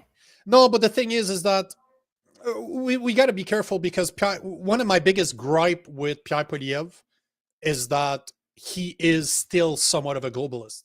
He wants to help Ukraine. And he made it very, very clear yesterday that he wants to keep on sending money to Ukraine. And that bothers me. That I don't like. I don't like the fact that he's a career politician either. That bothers me. But is he, as I said many, many times, is he going to move the needle if he becomes prime minister? No. Is he going to stop the bleeding? Yes. So, again, I see a Pierre Poilievre as in the lesser of two evil, but he's not going to move the needle. He's not going to move that Overton window back to the middle where it should be. No, he's not going to shift it back. Yeah. No. But I see what you're saying, Gordon. Scott, sorry. I understand exactly what you're saying. Is he not as bad as Carney? Yes. Is it better than Carney? Yes. Is it great? No. Yeah, and Scott down here says it resonated with me, guys. These are great comments. Great, man. I'm just looking this as we go. Yep. Like we're really again, I'll just, since we do seem to have a lot of new faces, I'll just quickly sort of let you know we always appreciate you guys stopping in. The show Me and Nico have been doing it for about 2 months now. We do it live every day at noon, and we do it live for this exact reason, because we really, the show is built on audience engagement. There was one time we did it live, or we did it not live. We had Billboard Chris as a guest, and it was so flat. We were like, it completely made clear to me why this show is done live, and so we appreciate everything you guys are doing. So keep it up. Penguin P, you don't know that for sure. We will see what happens. How can you say now that he won't move the needle? Listen, we just mean for us. For me, it didn't really move the needle. No. That's not what the comment is about. It's not about it's not about the debate. It's about and correct me if I'm wrong, Penguin, but I see this targeted at me, as in I don't see Pierre Poilievre moving the needle once he's prime minister, because he doesn't have a backbone. At the end of the day, Pierre Poilievre is not a strong leader. You mean away from that WEF, that WEF globalist stuff? No, but forget, like, remove the globalists, remove the way I feel about Pierre Poilievre and his global agenda. Forget that part. Let's play devil's advocate like I always do. If you look at his behavior, he does not stand for anything. He is not somebody that will die on the hill of any issue. Like, take it as simple as something you talk about all the time, which there's only 2 genders. There's only 2 sex. And if you believe that that women can have penises, it's a mental issue, like the DS5 is going to tell you. Mm-hmm. Go see the definition in the DS5, and you will see that it is a psychological problem. But this is something that Pierre Poilievre was asked by CTV News. It's either CTV or CBC, but I'm pretty sure it's CTV.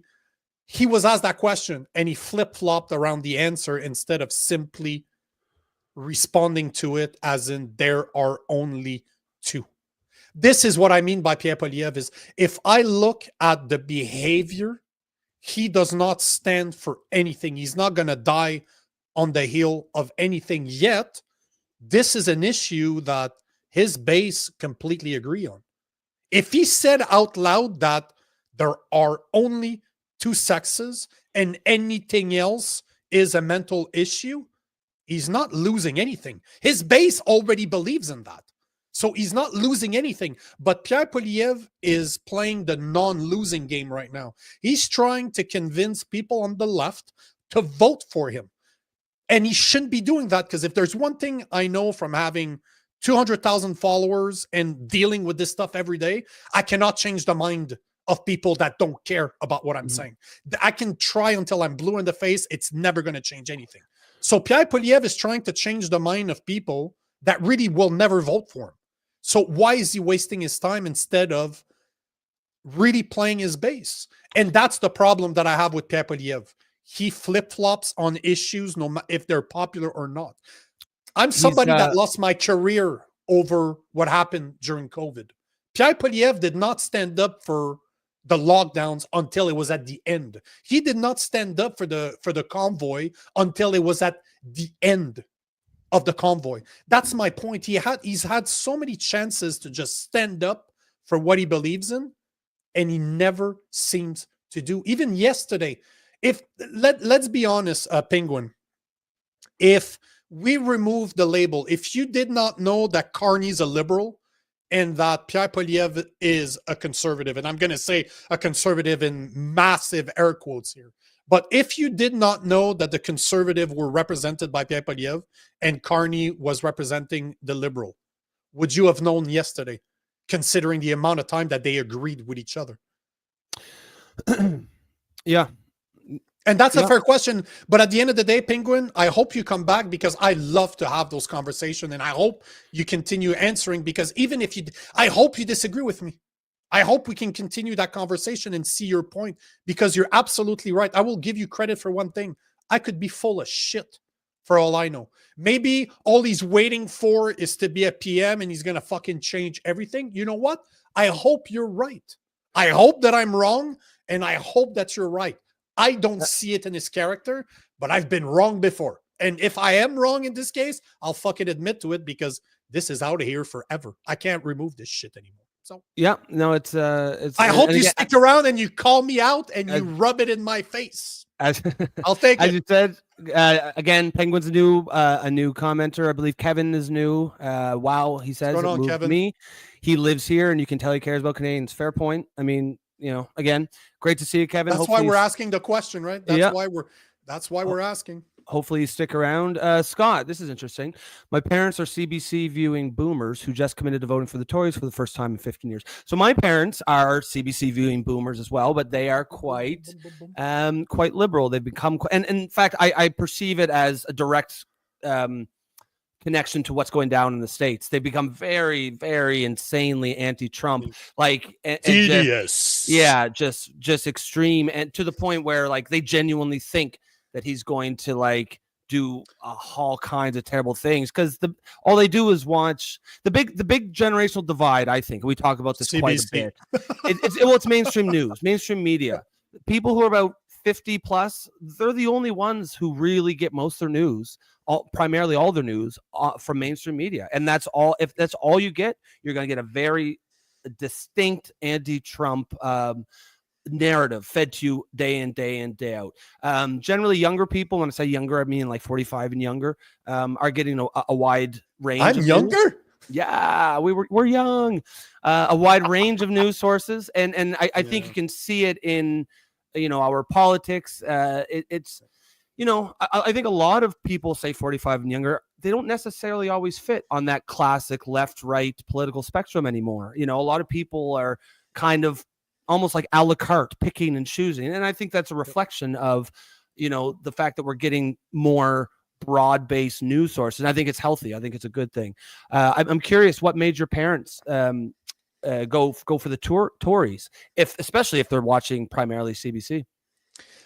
Penguin, I can see where you're coming from, but I do feel that the jury is out at this point. To your point, he's trying not to lose the left that might slide over to vote for him. And you know what? See, this is the type of conversation I really enjoy. I see exactly where you're coming from. I might disagree with you. I see where you're coming from, and I want to be proven right. But the reason the reason my opinion is like this, you don't know this, but I'm a fighter by trade. I fought for years, and I never stepped in a ring thinking I'm going to try not to lose.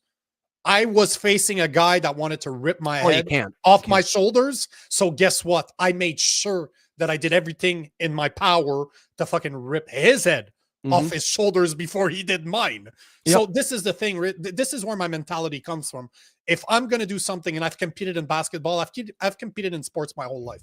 If I'm going to do something and I'm going to dedicate myself just like I do to the gym, I'm not there just to not lose. I'm there to win. I'm there to be in great fucking physical condition. That's what I do. And I expect that from my leaders. Your version might be completely different. And you know what? The jury is out. You're absolutely right. Right now, I'm talking out of my ass, but I'm talking about what I've seen in the past and how I look at people. But man, great having you on. Yeah. I fucking love those discussions. As Joe says, Fridays is always a free for all. Yeah, guys. I mean, we're getting a ton of new votes because you guys are entertaining. If you stop talking, we will move on. No, I'm just kidding. We haven't even really gotten to our topic. Scott's subscribed to join the we did. We appreciate that, Scott. Oh yeah, I guess this is the topic. Yeah, it just kept going and going. It just we haven't moved. But before you continue, though, this is the perfect transition because of the comment that you got. That I think it was Scott that was saying that his parents are considering. Check this out, and this I'm very interested by that. Not necessarily because of who they're voting for, but the movement that seemed to be created on TikTok. And I kept this for today because you weren't there yesterday, and I knew you wanted to talk about this.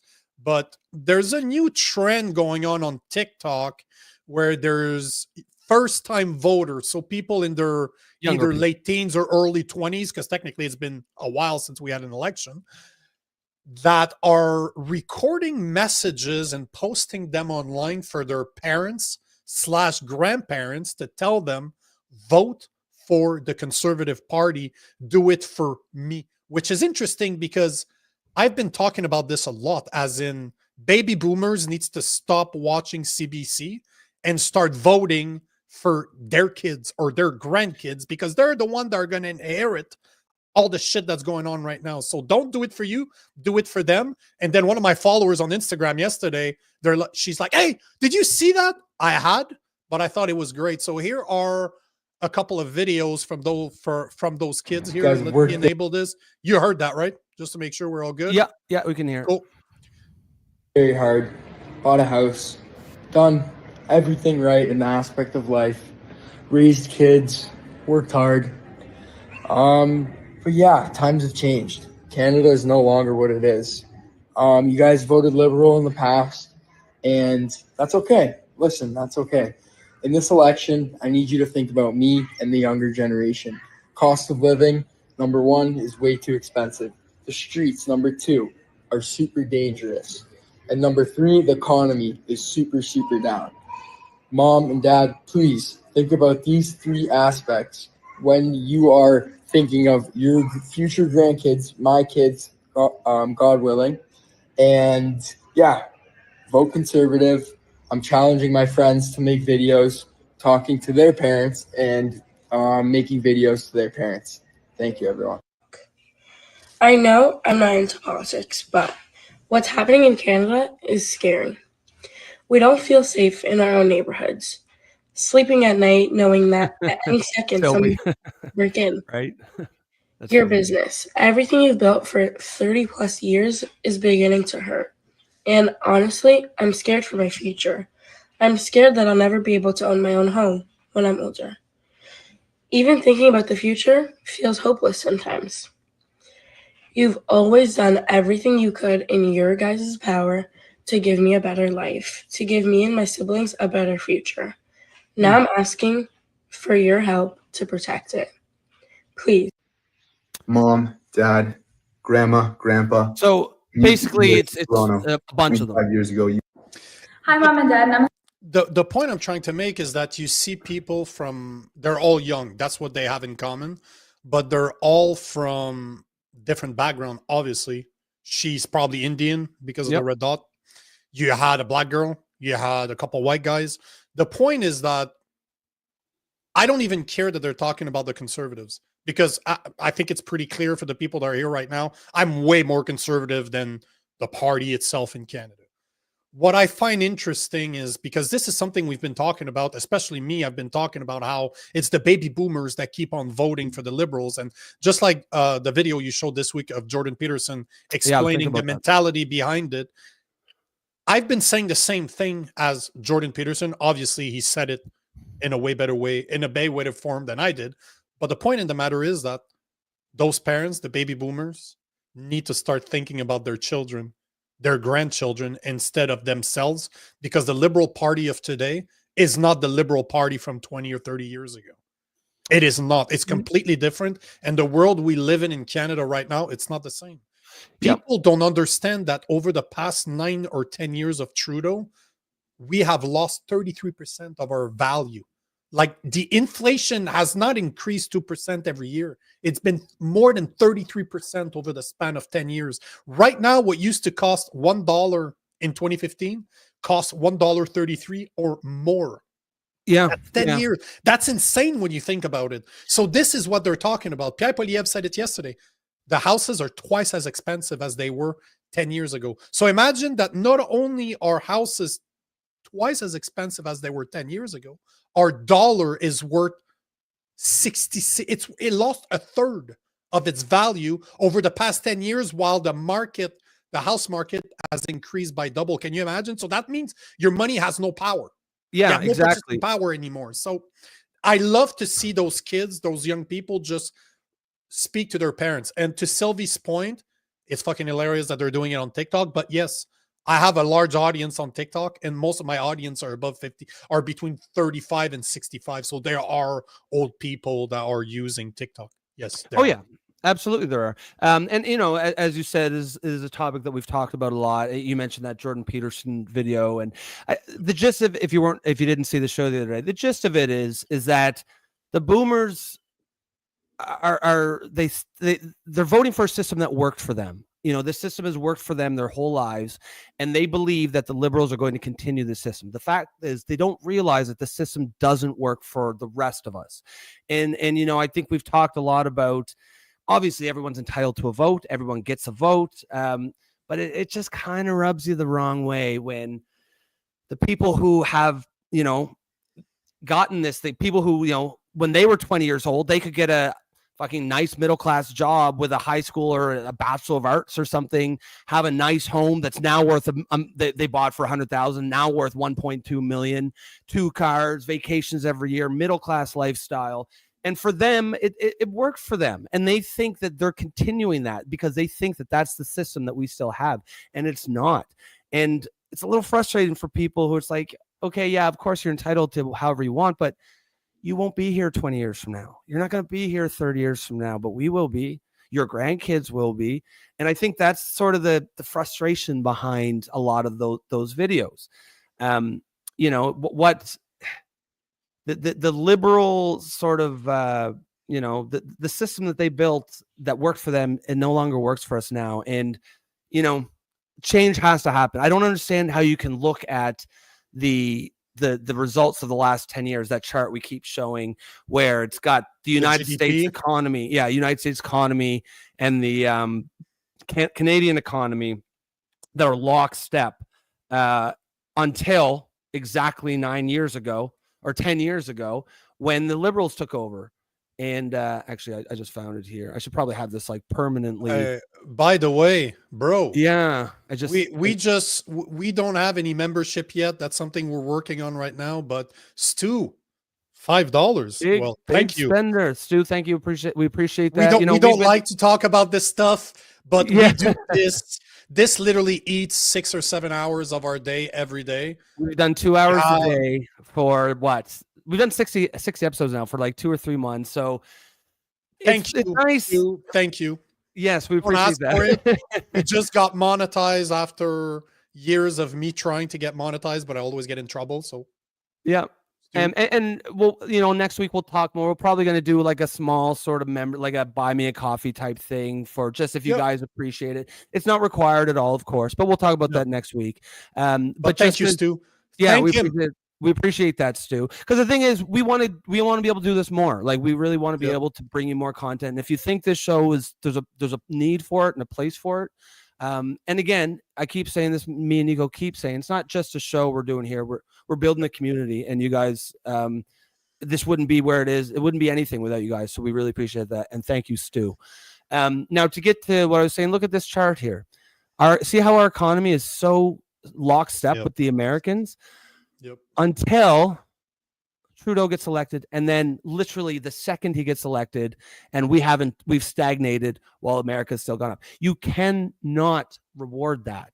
You can't. Even if I loved Carney, which I don't, but even if I did, I couldn't vote for him because in our system, the party has a lot of power, and you cannot. It's still the Liberals, regardless of the fact that they changed the guy on top. You cannot reward or incentivize that kind of incompetence in the democratic system. Raw Torque says 83% of felons / convicts north and south of the border identify as conservative. That tells you everything you need to know about the PC. That's the party, the Conservative Party. Please I'd like show to, me your source. Yeah, I'd have to see some stats on that. Because technically it would be the complete opposite. I guarantee you that felons want liberal in power because liberals are soft on crime. Real conservatives are not soft on crime.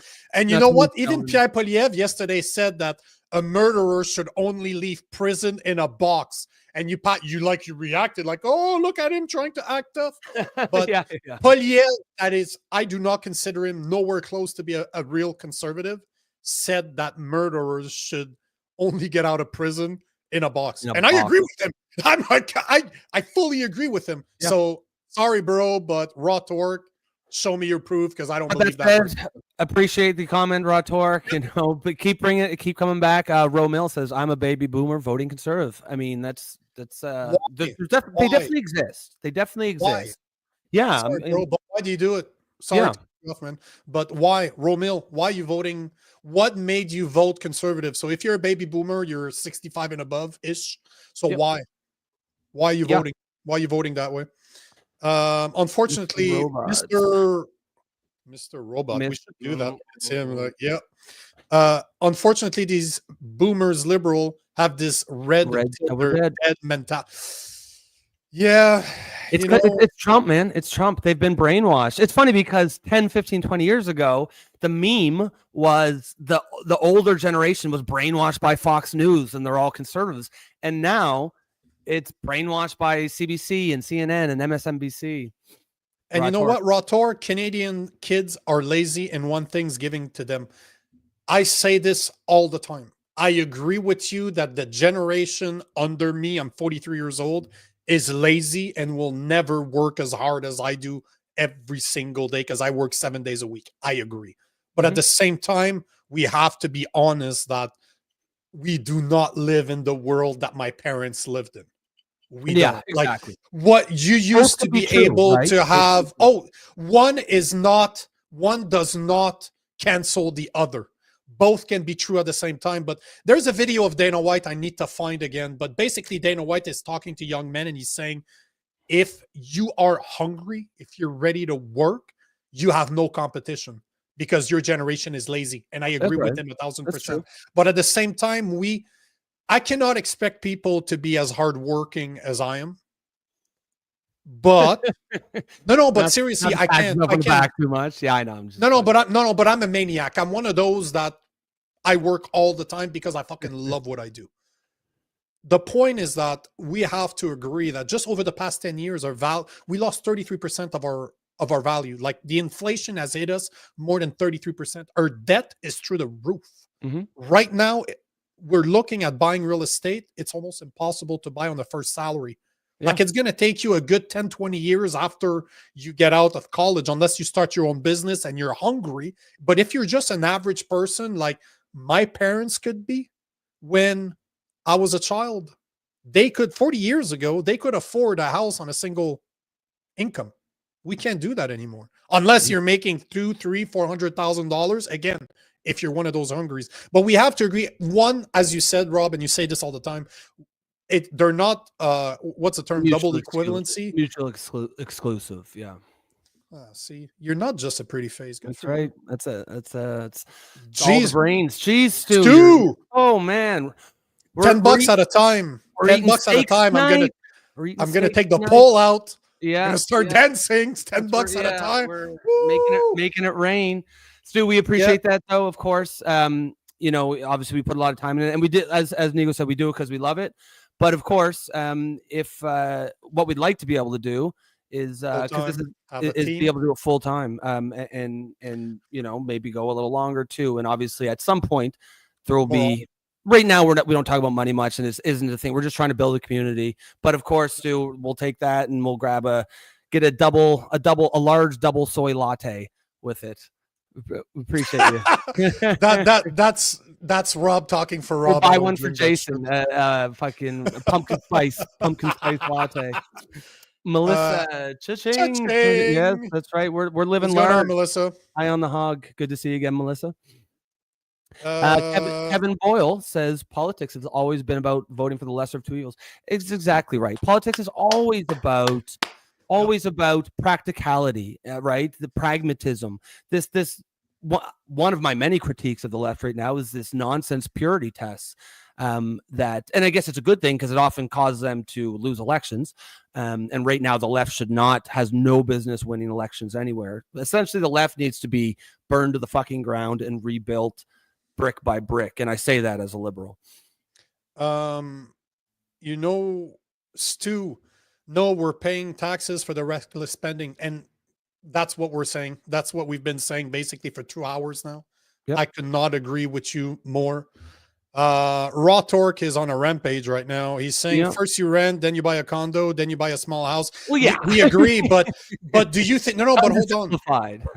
10 years ago, a 1-bedroom apartment around Toronto was $900. Today, it's more than twice.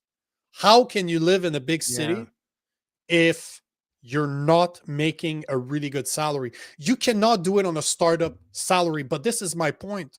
That means that getting rich and becoming extremely successful is easier than ever because the competition is not there. But not everybody is supposed to be extremely successful because that means time commitment.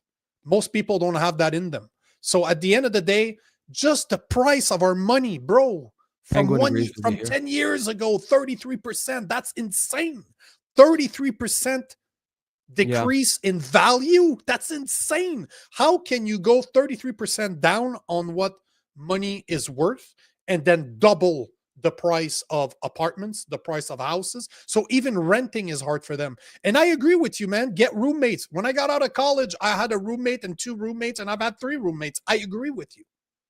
But at the same time, how do you get out of that? How can you do, what's the average salary in Canada? 56,000. So call it 60 for sake of argument.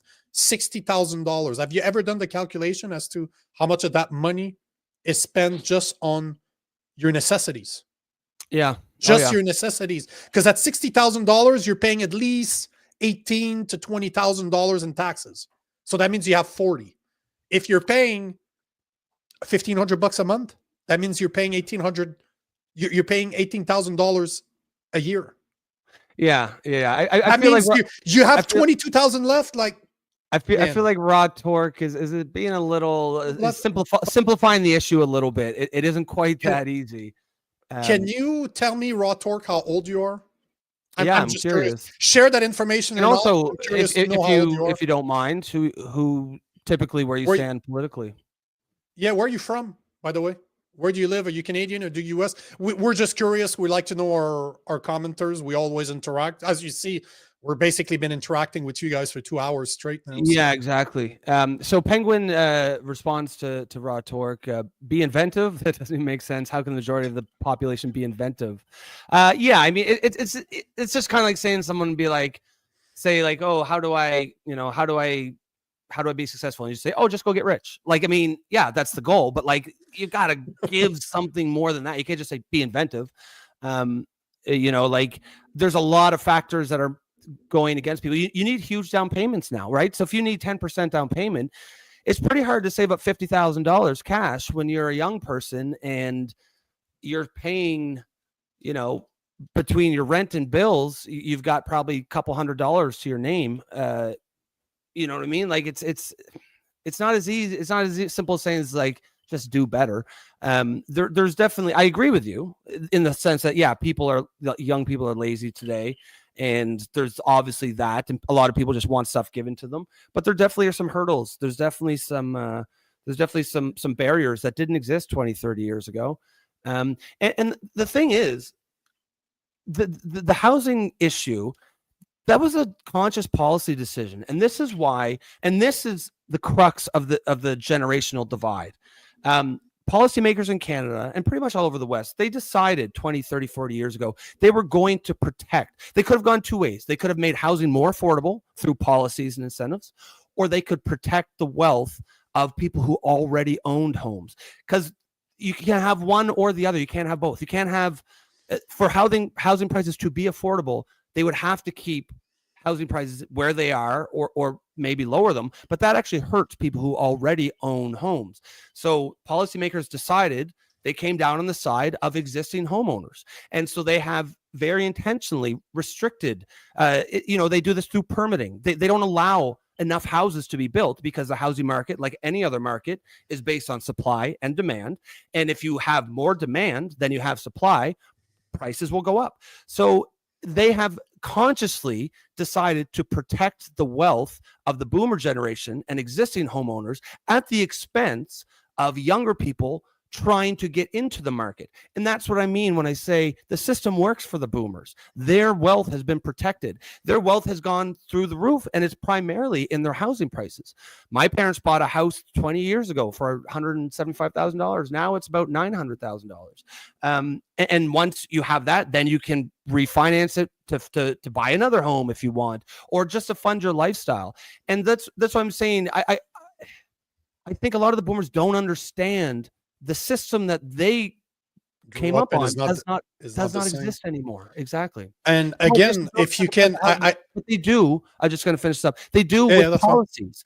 If they dramatically limit housing permits issued, they can cause the price of housing to go up. That's how politicians do that. And they don't absolutely, they don't set the price, but they set the policies that will restrict, that will or set augment the price. And the thing is, and we're going to leave it at that because he's just going to keep on going and it's never going to end. But yeah, this, I'm going to leave it as that. And I pulled up the numbers. So go to the trade, be a plumber or carpenter, no problem.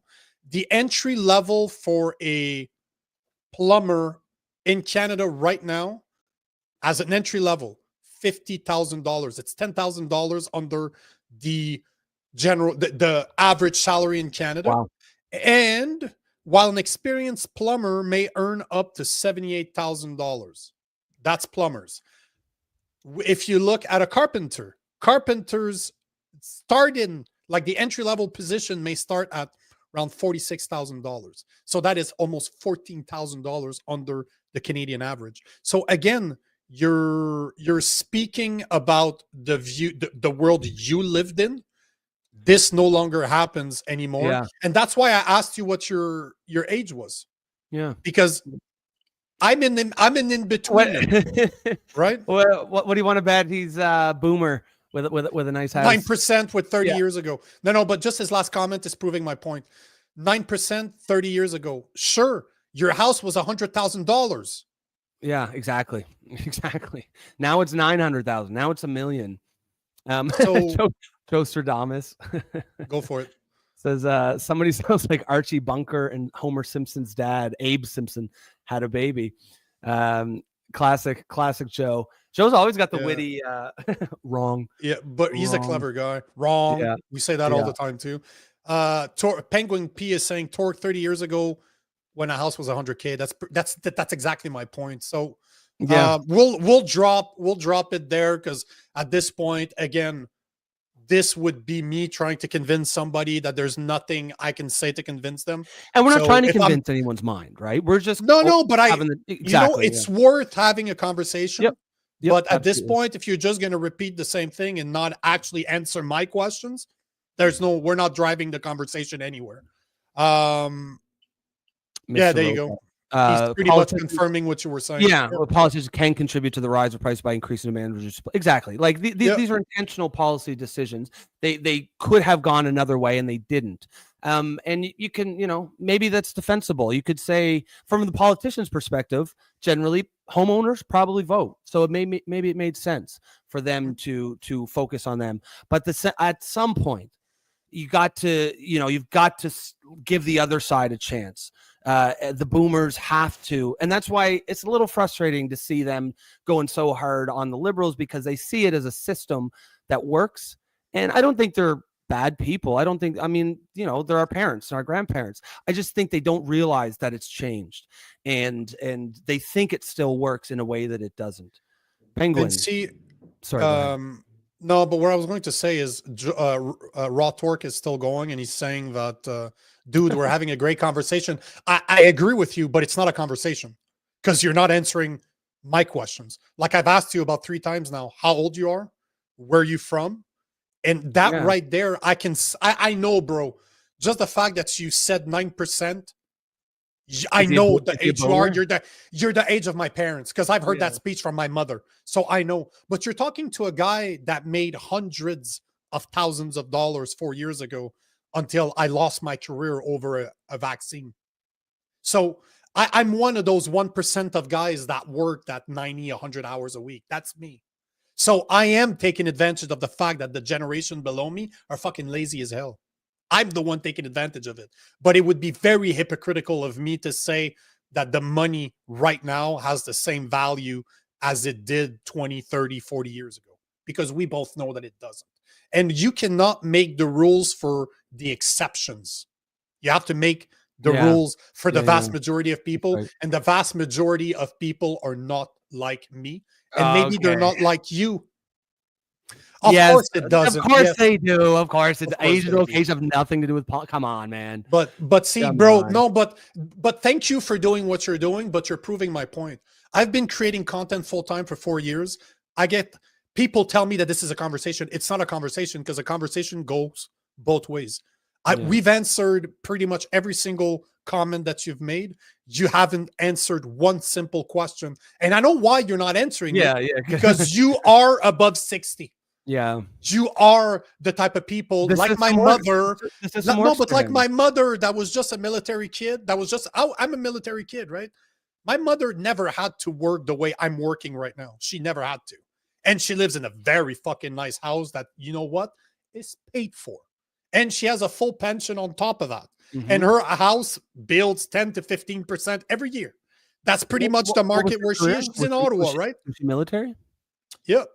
So what's my mother was a captain when she retired. Military is a great job, but it's a good middle class job, right? It's not, and to be able to afford that lifestyle exactly proves your point. I guarantee you, an 18-year-old today getting in the military today would not be able to do that. Who is saying? See, again, this is not a conversation, bro. No one's talking about. I guarantee you, I know more about socialism than you do. I talk against socialism. I talk against communism. Half of those books right here are all about this, like right there. This is all about what it is, bro. No, again, this is not a conversation. You just want to say what you think without answering the question, but you not answering the question is answering the question. You're kind of proving our point. If you had to start all over again today as a 20-year-old with the education that you currently have, be honest with yourself. Would you be able to succeed the way you've succeeded? I believe he believes he would, but of course he does. But but it's just, again, just doesn't understand that the times have changed. It isn't the same world out there. But at the same time, this does not mean that I believe we should be giving shit for free, because I fucking hate that shit. No. I am, unlike Rob, I don't like our social services. I think they should be cut down. They should be brought bare. I'm all about accountability. But to say that we live in the same world is not true. It's not true at all. True. Yep. Mike McKenzie says policies totally set price of housing, political policies. Mike, good to see you. Believe it's your first time coming in here too. Tons of new people here. Where do you want to go now? Because we're 11 minutes over. I had so many other videos, but goddamn, I love those interactions way more than the videos. So I'm good with the way we are. I wanted to talk about Ezra. I wanted to talk about what happened yesterday, because I think it's fucking bullshit what happened at the debate yesterday. So do we take like 20 minutes? Yeah, let's take 20 continue. minutes. I want to take one comment I just saw here from Mr. Robot. So this is a great comment. So he says, I disagree with you all to a certain extent. Unemployment has been rising, and we have corrupt politicians who are using immigration as a source of cheap labor, and companies prioritizing hiring Indian. That's a great point. And the reason I wanted to talk about it just very briefly is, I don't understand why the left is the one who is really supporting all these open borders immigration policies that just brings in, cheap, unskilled, uneducated labor, because all it does is drive down wages for everyone else. I understand why traditional capitalist right wingers would want that kind of immigration policy.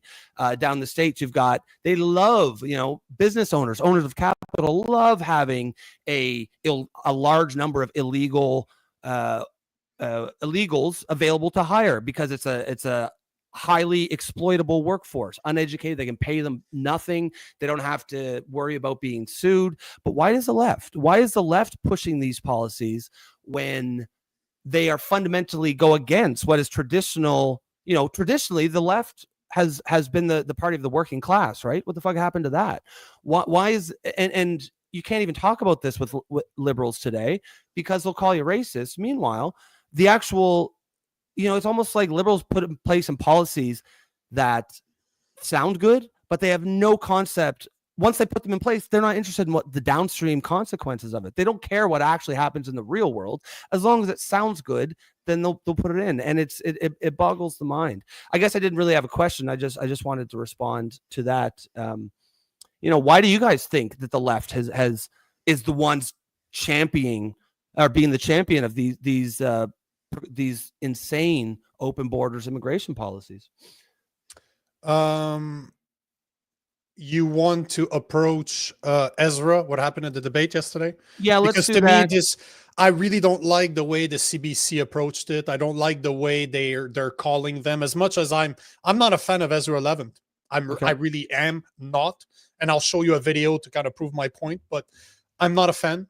But do I believe that what he's doing is needed? Yes, we need to have independent media out there that I agree, disagree with. Doesn't matter. We need to be able to have media that represents all sides of an equation. And yesterday, when we first started the live, we just learned that Ezra had been kicked out, like before the debate even started, and we didn't have a lot of information, but I was able to find some. I found a few videos that I actually stacked together because I'm so good in Premiere Pro. I found a bunch of videos and I put them together. It kind of shows that what happened prior to Ezra getting kicked out. But before I show that video, I wanted to show the same part that what the CBC told us yesterday, what they said prior to the debate and what they said after the debate, because you know that the leader's question after the debate were canceled. They were not like they did on the French portion of the debate on Wednesday. Yesterday, they did not have the question portion because supposedly CBC is saying that it was because of Ezra, because of his behavior. But yeah, bro, it does not look good. But here is the first. Oh, Joe. Is C his last comment? We laughed so hard about that yesterday, bro. That was fucking hilarious. Just look at the last comment. Is C. I can hear from your speech that you're a grammatical expert that should be dwelling on whether proud flag is grammatically correct. Bro, I'm not a politician. I'm not trying to be prime minister. If you're going to say a proud flag, Google proud flag right now. See what turns up. It ain't a Canadian flag. I can tell you that much. Here is what CBC had to say about Ezra yesterday. What? Yeah, let's we'll do the Ezra, but probably 20 minutes or so. I'll have to take off after that. Yeah, same here, man. Okay, cool. So here's what CBC, what the part we learned yesterday Bob, when we joined. I'm going to come to you on this. Here's what's going on here. To my left, there's the room there where the media is gathered. It's where they can watch the debates. This is where the scrums are happening with the leaders. There was some sort of an altercation inside there in the last little while involving Ezra Levant, who is the head of Rebel News, and other journalists. Michel Cormier has escorted Ezra Levant out. His credentials, we believe, has been revoked.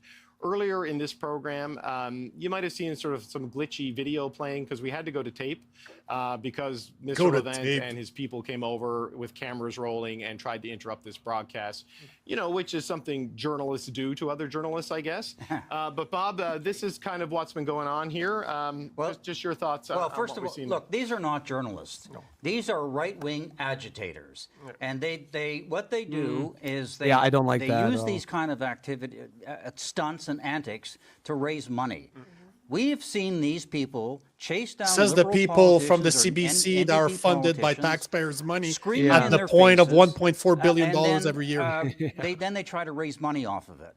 But when they go to deal with Mr. Polyev, they're like little puppy dogs. Hello, Mr. Polyev, very nicely. The same thing the CBC does with the Liberal Party. To have these people exactly pretend right. that they're journalists. We all work for different organizations. Some of ours may have editorials maybe lean to the right or to the left or in the middle. But the journalists themselves conduct themselves honorably and try to be as fair as they possibly can. These are not journalists. These are people who are political partisans who try to raise money off of because of what they're doing with their right-wing antics. That's. I agree with him in a way that I don't consider the people from Rebel News to be journalists, but neither are you, asshole. Neither are you. You're just playing partisan. Everything he said about Ezra, I could turn around and look at him and say, bro, same thing about you. That's why I will never be a journalist. I will never be considered a reporter. I'm a fucking commentator because I'm biased and I have an opinion. At least I'm not a hypocrite. What did he actually get kicked out for? I mismatched the video together from all the videos I could find, but let me show you something else because this was prior to the debate. Remember, that's when we showed up. That's what they were talking about. I found another video of what they said after the debate, now that they had supposedly more information. But completely particularly on this different question people. of admitting the rebel news, et cetera, into this thing, I think we've now seen the last nail in the coffin of any idea that these people are just sort of alternative media or independent journalists or anything resembling it. These were bully boys and thugs. These are performance artists. These are grifters.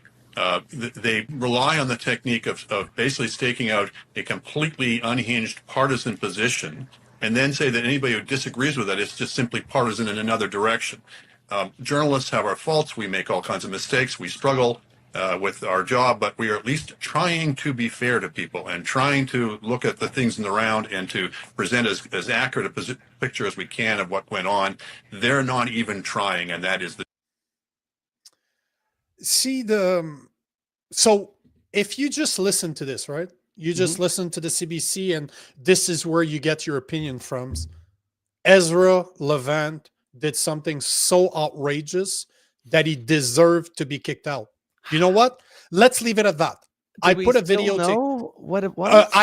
I found videos, put them together of what got him kicked out. Okay. This is not what you think, bro. This is fucking insane. Right. But here's the video I put together. It's about 4 minutes long. It's about 7 minutes, but this is worth, just so you see and so you understand. I found who this guy is. This guy is called something Benson. He works for the Hill Times out of Ottawa, and he's a journalist. He's a reporter that covers politics. But basically, it was between him and some of Ezra's team, and Ezra got involved at one point. So here's the video I put together from the sources I could find this morning. This is what's allegedly got Ezra kicked out of the debate yesterday. Homoerotic / because for plausible deniability. Also, the dudes are being kind of homophobic. That's one. Do you have friends that get pretty homophobic at times? Yeah, most of my gay friends. Most of your gay friends. Do you know how much? Do you know how fast? What was it? What was the F thing he used? You say. He said, yeah. Was it fagotization? Yeah. That's run through my gay friends like wildfire. They fagotization. Love that. They love it. They love fagotization. They think it's the funniest word they've heard in a while. So Ryan Turnbull. Doing this voice doesn't actually So work. Ryan Turnbull. No, I'm not. I'm curious. What, do you just think that politicians should be off the hook for saying stuff like this? What, 15 years ago? How long ago? He was 30. Yeah, okay. Sorry, so who are you? He wasn't a politician, so this is when he was... He was a 30-year-old man who called gay men perverse. Yeah, I think I've read through your story, and I know you don't even believe that that's what he said. Oh, I 100%, because I read it. I read it, that's what he said. It too. And you're... Okay, so I just want to pause for a quick second. Which one's Ezra? Is it this guy right here? No. So you see, I'm trying to fix, like, I'm changing. I don't know if it started right now because I found a bunch of videos that I put together to try to put some context to it. But I linked them up with the voice, right? So on this side of the table, I don't know if it's swapped yet to see the other side, but there's two of the people that work for Ezra. You know, he has a black woman, a reporter that works for her. For him, I don't remember her name, but she's sitting to the left of the guy. And then the guy that's talking is also, as far as I know, he works for Ezra. But Ezra is sitting like, if those two are here, Ezra's like here. But you'll see when the camera switch. That's why I wanted another angle so you can see. But Ezra is going to start kicking in at one point because I think he defends his guys. But that guy is going to go unhinged. Like he's going to start... you understand he's obviously up to now. You understand he's a lefty. Like he does not like the Rebel News crew. That's pretty obvious. But let it continue. You'll see what I mean. You don't have any sort of morals or scruples. So there you throw go. it wherever you want. But I read it, and I know you're actually smarter than you pretend to be. Stuart so I know you know Benson. So he typed the words on Facebook. Perverse fagotization. referring to gay men. No, just just calm down for a second, guys. No, I know, but I want you to be honest. So he said perverse fagotization, referring to homosexual men, and you think that that's an acceptable type of language for politicians to use? Well, he wasn't a politician. No, that wasn't the only thing that he said. Yeah, he I said know. a I read lot. through what he said. He said a lot of extremely homophobic stuff. And just because he's a liberal, you're trying to defend him. No. If this was a conservative, so if it was, there you go. So if it was a conservative, you would call for him to be removed. Ezra is absolutely. like, But Aaron Gunn hasn't there. said something like that. And if you could point to them doing that, please let me know. The voice doesn't work. It's crazy that you're getting so emotional about this, though. And how many of your friends? How many of your friends drop F slurs just frequently? I have respect for the industry and the profession. Sure, you do. Yeah. Your little chattering class. Sure. You Sorry. third-party advertisers that you Who work are you? for. Who are you? Who do you work for? Rebel News. Who do you work for? Rebel News, owned by Ezra Levant, is a different company. Why are you screaming? It's not really screaming. Why are you screaming, by the way? Like the people to his right that are lefties too are like, hey guy, Good. like. Can you hear me okay? I have a lavalier Am I mic. enunciating properly? Do you want to put a lavalier mic on and then I can hear Do you want? Are they both You have gay? the levels ready for me? I don't know, but Because that's you're clearly funny. not doing any actual journalism while you're here. You're supposed to maintain. Really? So now he's talking to Ezra. It's right here in black and white. Well, Could you do when that? you guys started gaming the rules and threatening to sue because you didn't get your way, I assumed the rules were out the window. No, it's right I here don't in black find and white. You either of follow these the people rules. likable. It's the Was federal that like code. when it was in black and white? I'm not a fan of Ezra. Like I said it from the get-go. But the point in the matter is that this is gonna go and go and go and go and go. And that guy just gonna continue screaming at people. Like Okay. You own both of. So I mean, How much money have? no, but you have to understand that the sound is coming from what looks like about 20 feet away. And this is the journalists that are covering the election that are in Montreal behind the election, behind the debate. So you're not talking about a bunch of dudes in a bar having a drink here. But the point of the matter is that this is going to continue. Ezra is actually pretty low, pretty level-headed in the way that he talks. Like, is he playing the game? Who knows? Again, I'm not a fan. But see how... You're Googling your name? Why don't you tell us who you are, tough guy? Stuart Benson, Hill Times. Student Benson, well, you're a disgrace to the Hill Times. But see, the point in the matter is that I just wanted to show the video because that's why he got ejected. Okay. You have a guy, a lefty, that's from the Hill Times. That's Stuart Benson. He's a lefty. Yeah. Well, yeah. His handle is left hands too. Yeah. Yeah. Really? He's yeah. No, I went on his X this morning. That's how I found him. But all to say that they're just showing you, however you feel about Ezra Levant, which again, I don't like him. Yeah. He still has, if he's a reporter, at least that's what his badge says. He's still considered one. He has all the rights to be there. If that guy can be there and act the way he did, why can't Ezra be there? And yet, right now, if you look, mainstream media is blaming Ezra for not being able to have a conversation with the debates, with the leader after the debate yesterday, not to be able to have a question period like they normally have. It's just, it's so biased. And the CBC's telling you Ezra's a right-wing thing. He does this, he does that. They even said it after the debate. And then you start looking at what had them kicked out. And you're just like, that's it. That's all that happened. That's why he got ejected. What the fuck did he do?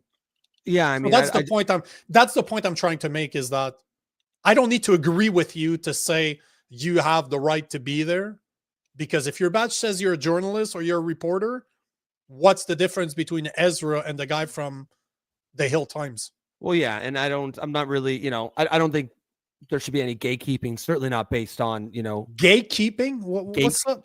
Gatekeeping. No keeping the gays.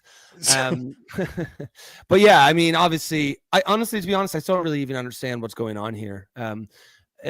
Like, what did that have to do with Ezra Klein? Like, is he against Ezra Klein or is he with him? Stuart Benson. No, Ezra, you mean Levant? Levant, yeah, sorry. No, they're definitely they're definitely against. Like he's a left-leaning reporter. He's a right-leaning reporter. It's just Ezra started chiming in when the guy turned around and started calling him out. Was it Ezra that called him a disgrace? The other way around. Hill? Yes, exactly. Okay, I got Ezra you. was the guy talking. It's just it was recorded like off of his right shoulder type of deal. So why did I don't understand why they kicked Ezra out. You know, Prairie, what she's saying right now is that he wasn't ejected. They just canceled the scrum. You're probably right. I'm just going after. I wasn't there, so I can only repeat what people were saying. I saw the video and I'm like, bro, he didn't do anything outside. He should have just shut his mouth and said nothing. You don't enable people like the Benson guy that was screaming at you. At least I don't anymore. Yeah. But at the same time, you know, if you look at a lot of what the Rebel News do, they do that a lot. Like they do get into your face. They do ask you, like they can be very, I don't know that belligerent is the right term, but they can be very annoying. Like Menzies, I think is the name of one of the guys. David Menzies. You know, he's very good at shoving his phone and his camera in your face. And if you smack it out of the way, it's an outrage. Like, you know, remember when we talked about Daisy Media's video and we were both saying that he was out of the path of the protester. But if the protesters goes into your path, moves out of their path to go into yours and then smack your camera out, you were looking for trouble. But if you just but if you're literally shoving your camera in somebody's face and you're walking in front of them, like they have to avoid you to continue walking, you're looking for trouble, right? So this is what I see from Rebel Media all the time. But the point is not to bash on Rebel Media, it's just to show that CBC, as much as they say that they're the source of truth, they're as full of shit as what you see coming from the people that they're claiming to be non-journalists. Yeah. I don't see a difference between CBC and the way other news media act outside of the other news media are not funded by taxpayers' money at the cost of $1.4 billion every year. Yeah. Yeah, exactly. Yep. I mean, yeah, like, I mean, I was never really big on the defund the CBC bandwagon. And for me, it's not even necessarily ideological. It's just, why is the government funding any news organization? You know what I mean? I don't really, I just don't, you know, if it can't survive on its own, then maybe it shouldn't survive. Let it die. Let it die. Exactly. You want to close this off, bro? Yeah. Well, guys, it was a very, very interesting show today. Lots of comments, lots of engagement, and that's exactly why we do this. There's a reason me and Nico do this show live, and it's exactly what you saw today. Is entirely based on audience participation.